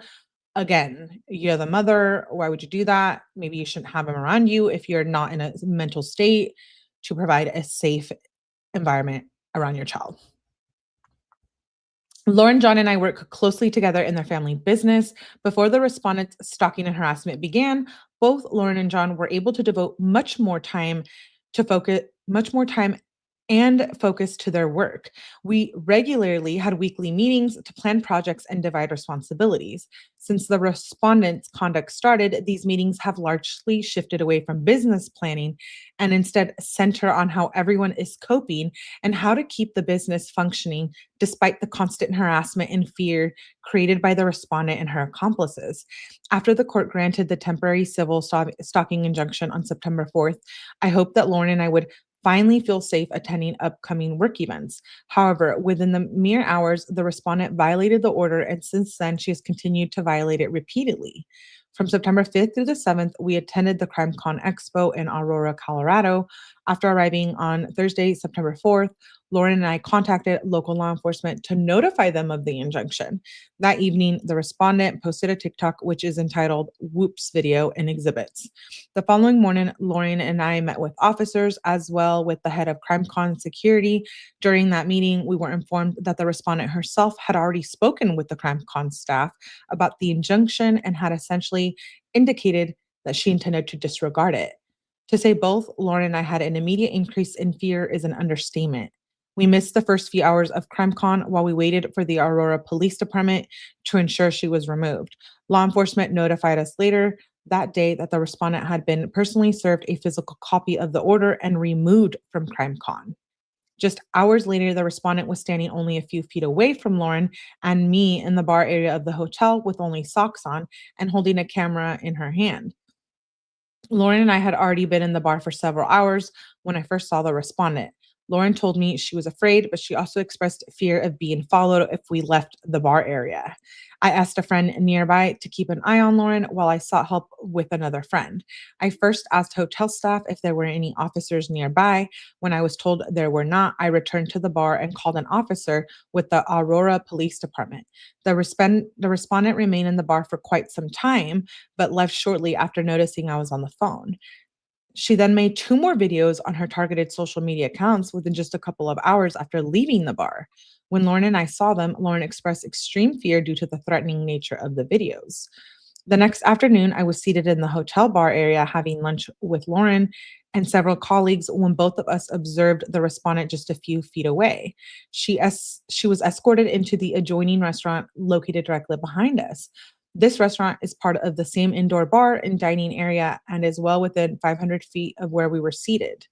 Based on my observation, the distance was closer to approximately 75 feet, which constituted another violation of the order. The fact that she continues to defy the order even after it was signed by a judge is extremely frightening. Her repeated violations demonstrate that not only a complete disregard for the authority of this court, but also a willingness to escalate her behavior regardless of legal consequences. This makes it impossible for us to feel safe, as we are left to wonder when and how she will next attempt to insert herself into our lives. It shows the standard boundaries and legal directives do not deter her, leaving us in a constant state of fear and vigilance. The ongoing defiance underscores the seriousness of her conduct and the urgent need for strong and continued protection from the court. For months, the 3 of us have attempted to move forward and disregard the respondent's behavior. However, it has become impossible to ignore as it continuously disrupts our core sense of safety and relationships with those around us. We live in a constant state of fear, losing sleep, and bracing ourselves for what the respondent may do next. The conduct has not only escalated over time and has never de-escalated. Lauren and her husband deserve to perform their jobs without fear of being stalked and harassed through multiple avenues. Lauren deserves to be able to attend work functions out of state without fear of who may show up and harm her. She shouldn't have to be panicked 24 hours a day about what a respondent may do next and how it can impact her life, the life of her family, and her family's livelihood. The respondent has shown she will go to great lengths to harm Lauren and seemingly anyone in close proximity to her. For all these reasons, I respectfully ask the court to grant a permanent civil stalking injunction. The respondent's conduct has not diminished over time, but has only escalated even in the face of judicial orders. This ongoing pattern of harassment and intimidation has stripped Lauren and John and their youngest son, and all of us who work closely with them, any sense of security in our daily lives and professional activities. Without lasting protection, Lauren will continue to live in constant fear for her safety and the safety of her family. A permanent injunction is the only measure that can provide the security and peace of mind necessary to allow them to move forward with their lives and their work without the continued shadow of fear created by the respondent's actions. Filed Friday, September 19th. Lauren should know that at the end of the day, a restraining order is just that, a restraining order and a piece of paper. I hate to sound like I'm being cold. I'm not, but if someone's going to do something like commit a crime that we so much cover here on YouTube, specifically on my channel as well, that people are going to do what they want to do at the end of the day. And a piece of paper isn't going to stop anyone. Like, am I crazy for thinking that? I don't know. Yeah, Shelly, he is. He's like on the channel as one of them or like a professional. Okay, last document we're reading today. I have been live for quite some time and we have more lives planned today. If you are a new viewer, hello, hi, I'm Melly. Please subscribe, like, notifications. Thank you, thank you. This is the declaration of John, her husband, Lauren's husband.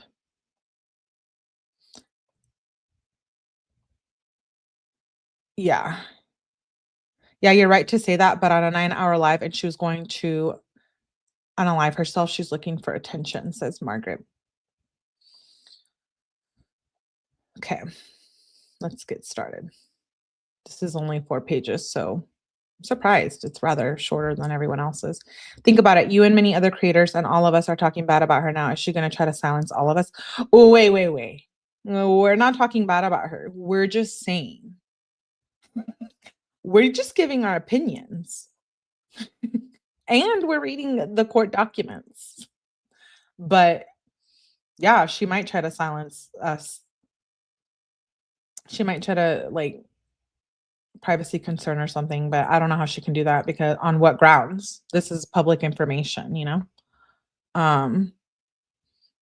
So, but yeah, I mean, I think a lot of this stuff is petty. And is this truly necessary? Like, we understand the justice system and we know the lack of resources. And here they are putting all this time into the stalking case. And I just wonder, was it truly necessary?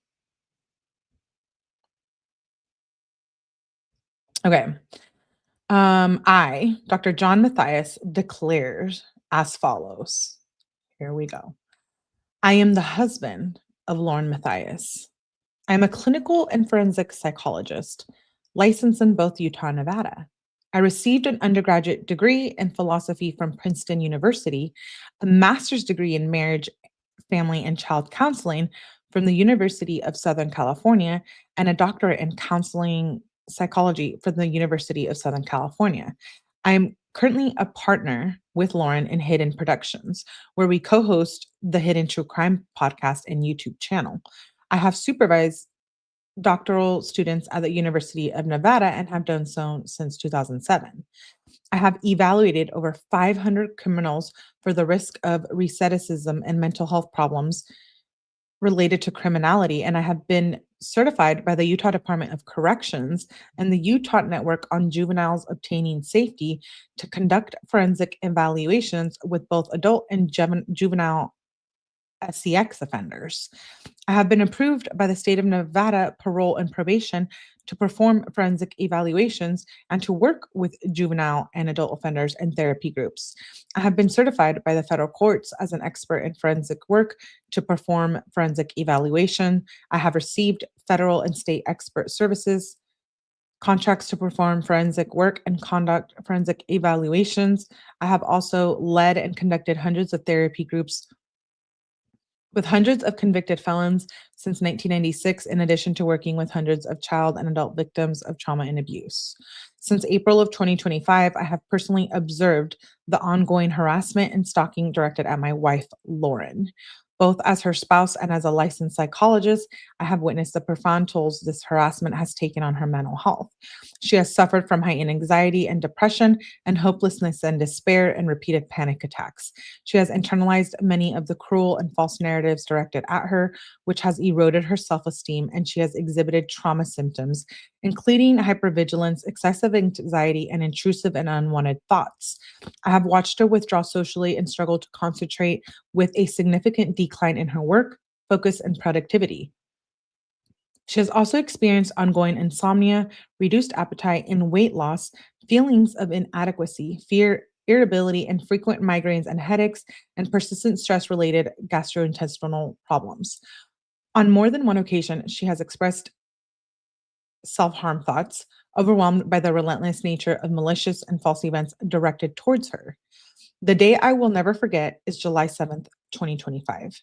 At approximately 5 o'clock in the morning, I woke up to Lauren rocking in our bed in visible distress. She was holding her legs tightly against her chest in the fetal position as she rocked back and forth on the bed. She was experiencing a severe panic attack, and she told me that she did not want to live. The moment was devastating for me as her husband and deeply alarming as a clinician who understands the seriousness of such statements. Never once in the 10 years that I have known Lauren has she ever expressed or considered such thoughts. I was devastated and concerned by this extreme change in her behavior. Pause. Can we have someone out, time out? Can we have another clinician or psychologist evaluate her, please? Not you, the husband. I appreciate your concern and your declaration. I really do gratefully so appreciate it. But can another professional come and say the same things? I'm just curious. We're playing devil's advocate. I don't know. Our 8-year-old son has been greatly affected by these events. He has developed an unusual sense of responsibility to protect his mother, telling her that she must promise to run to save her life if he tells her to and not ask questions. Let me read that again so my little brain can understand. Our 8-year-old son has been greatly affected by these events. He has developed an unusual sense of responsibility to protect his mother, telling her that she must promise to run to save her life if he tells her to and not to ask questions. He lives with the constant fear that harm will come to her, and his sense of safety has been diminished.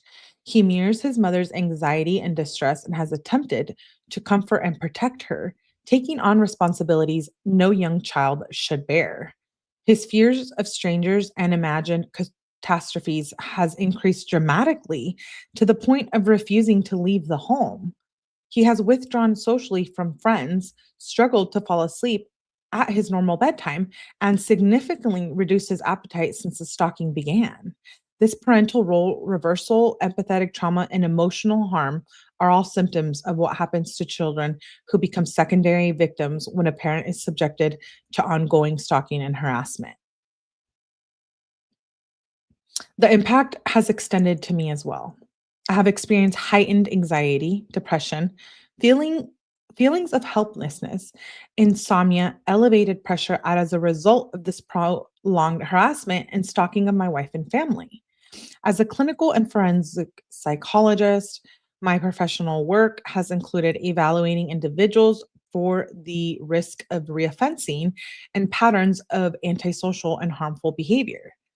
In my expert opinion, when an individual repeatedly violates a stalking injunction, it demonstrates not only a lack for the respect of authority of the court and the rule of the law, but also clear antisocial traits that significantly increase the risk of harmful behavior in the future. For this reason, I am especially concerned for the safety of my wife, my family, and myself. These restraining order violations, combined with the escalating psychological harm we have endured, have led me to respectfully request that the court not only uphold, but strengthen the stalking injunction in this matter with the recommendation of referral for criminal charges. There's no indication based upon current behaviors that the stalking and harassment will cease with or without the stalking injunction. I declare this is true under the state of Utah. Again, I would like for someone else to write that report, not her husband. I don't know. I feel like it's so biased. Like he's obviously going to say whatever he can in his power, professional forensic psychologist power. You know what I mean? Like I don't want to hear, I can appreciate the report about how she's been so sad, etc. But like, don't come in here saying that, you know, she's depressed because of this. And like, was this situation what really caused Lauren's depression? I don't know. No, probably not. But anyways, that's just my opinion only. Okay, so we left off on the declaration of John. Tomorrow we will, I think, finish the rest of the documents. I think this is a pretty long live, so I figured we could get through them, which document readings is not new to us here. We do it all the time. With that being said, housekeeping rules, hit the like button, hype the live up, or whatever, hype. Also turn on your notifications. We have more lives planned after this, maybe a Melly After Dark. We'll see what the mood is, what the vibe is. Again, this is a crazy thing going on online. And I'm reading the documents for the purpose of education and my opinion only. And these are public information and do not harm, bully, harass anyone mentioned in these documents. We're just here to get the facts, respect that, and make our own little opinion and have fun on the YouTube streets. So yeah, I guess my heart goes out to everyone involved. It's a shitty situation to be in something like this. I don't condone bullying. I'm not knocking it by any means. I also would just appreciate, you know, to always hear both sides of the story, which now I guess we kind of are with the documents. And I'm curious what will come of that. But tomorrow, thanks to this wonderful spreadsheet, we will continue. We will probably finish the documents. We can go through the exhibits. I know we already played the audio, the court hearing. So definitely if you want to listen to it, that is on a live. I have it in video form, that portion of it. And then I did a 3-hour live kind of reacting to it if you're into that. Shout out to Sleuthy for this again. Great job, Melanie, even though Masha, you better not be falling asleep. Thank you. Yes, we will be back. Please leave a quick comment after this. Yes, and I will be back with reading Mackenzie text tonight. If you're not into the Mackenzie stuff, get into it. Get into the playlist. We're 24,000 pages in of text messages. Yes, we are. I am still being harassed as well. We're not going to make this about me. I'm not going to file a stalking injunction yet, but we'll talk about this on a different live. So shout out to you guys for being here. Thank you, thank you, thank you.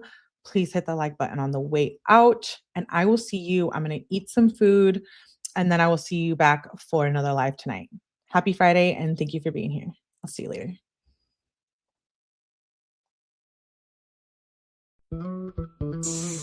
Dark hair shining in the Cali sun. Really on the case, so no point in trying to run. The sense can ask for feedbacks, but you getting none.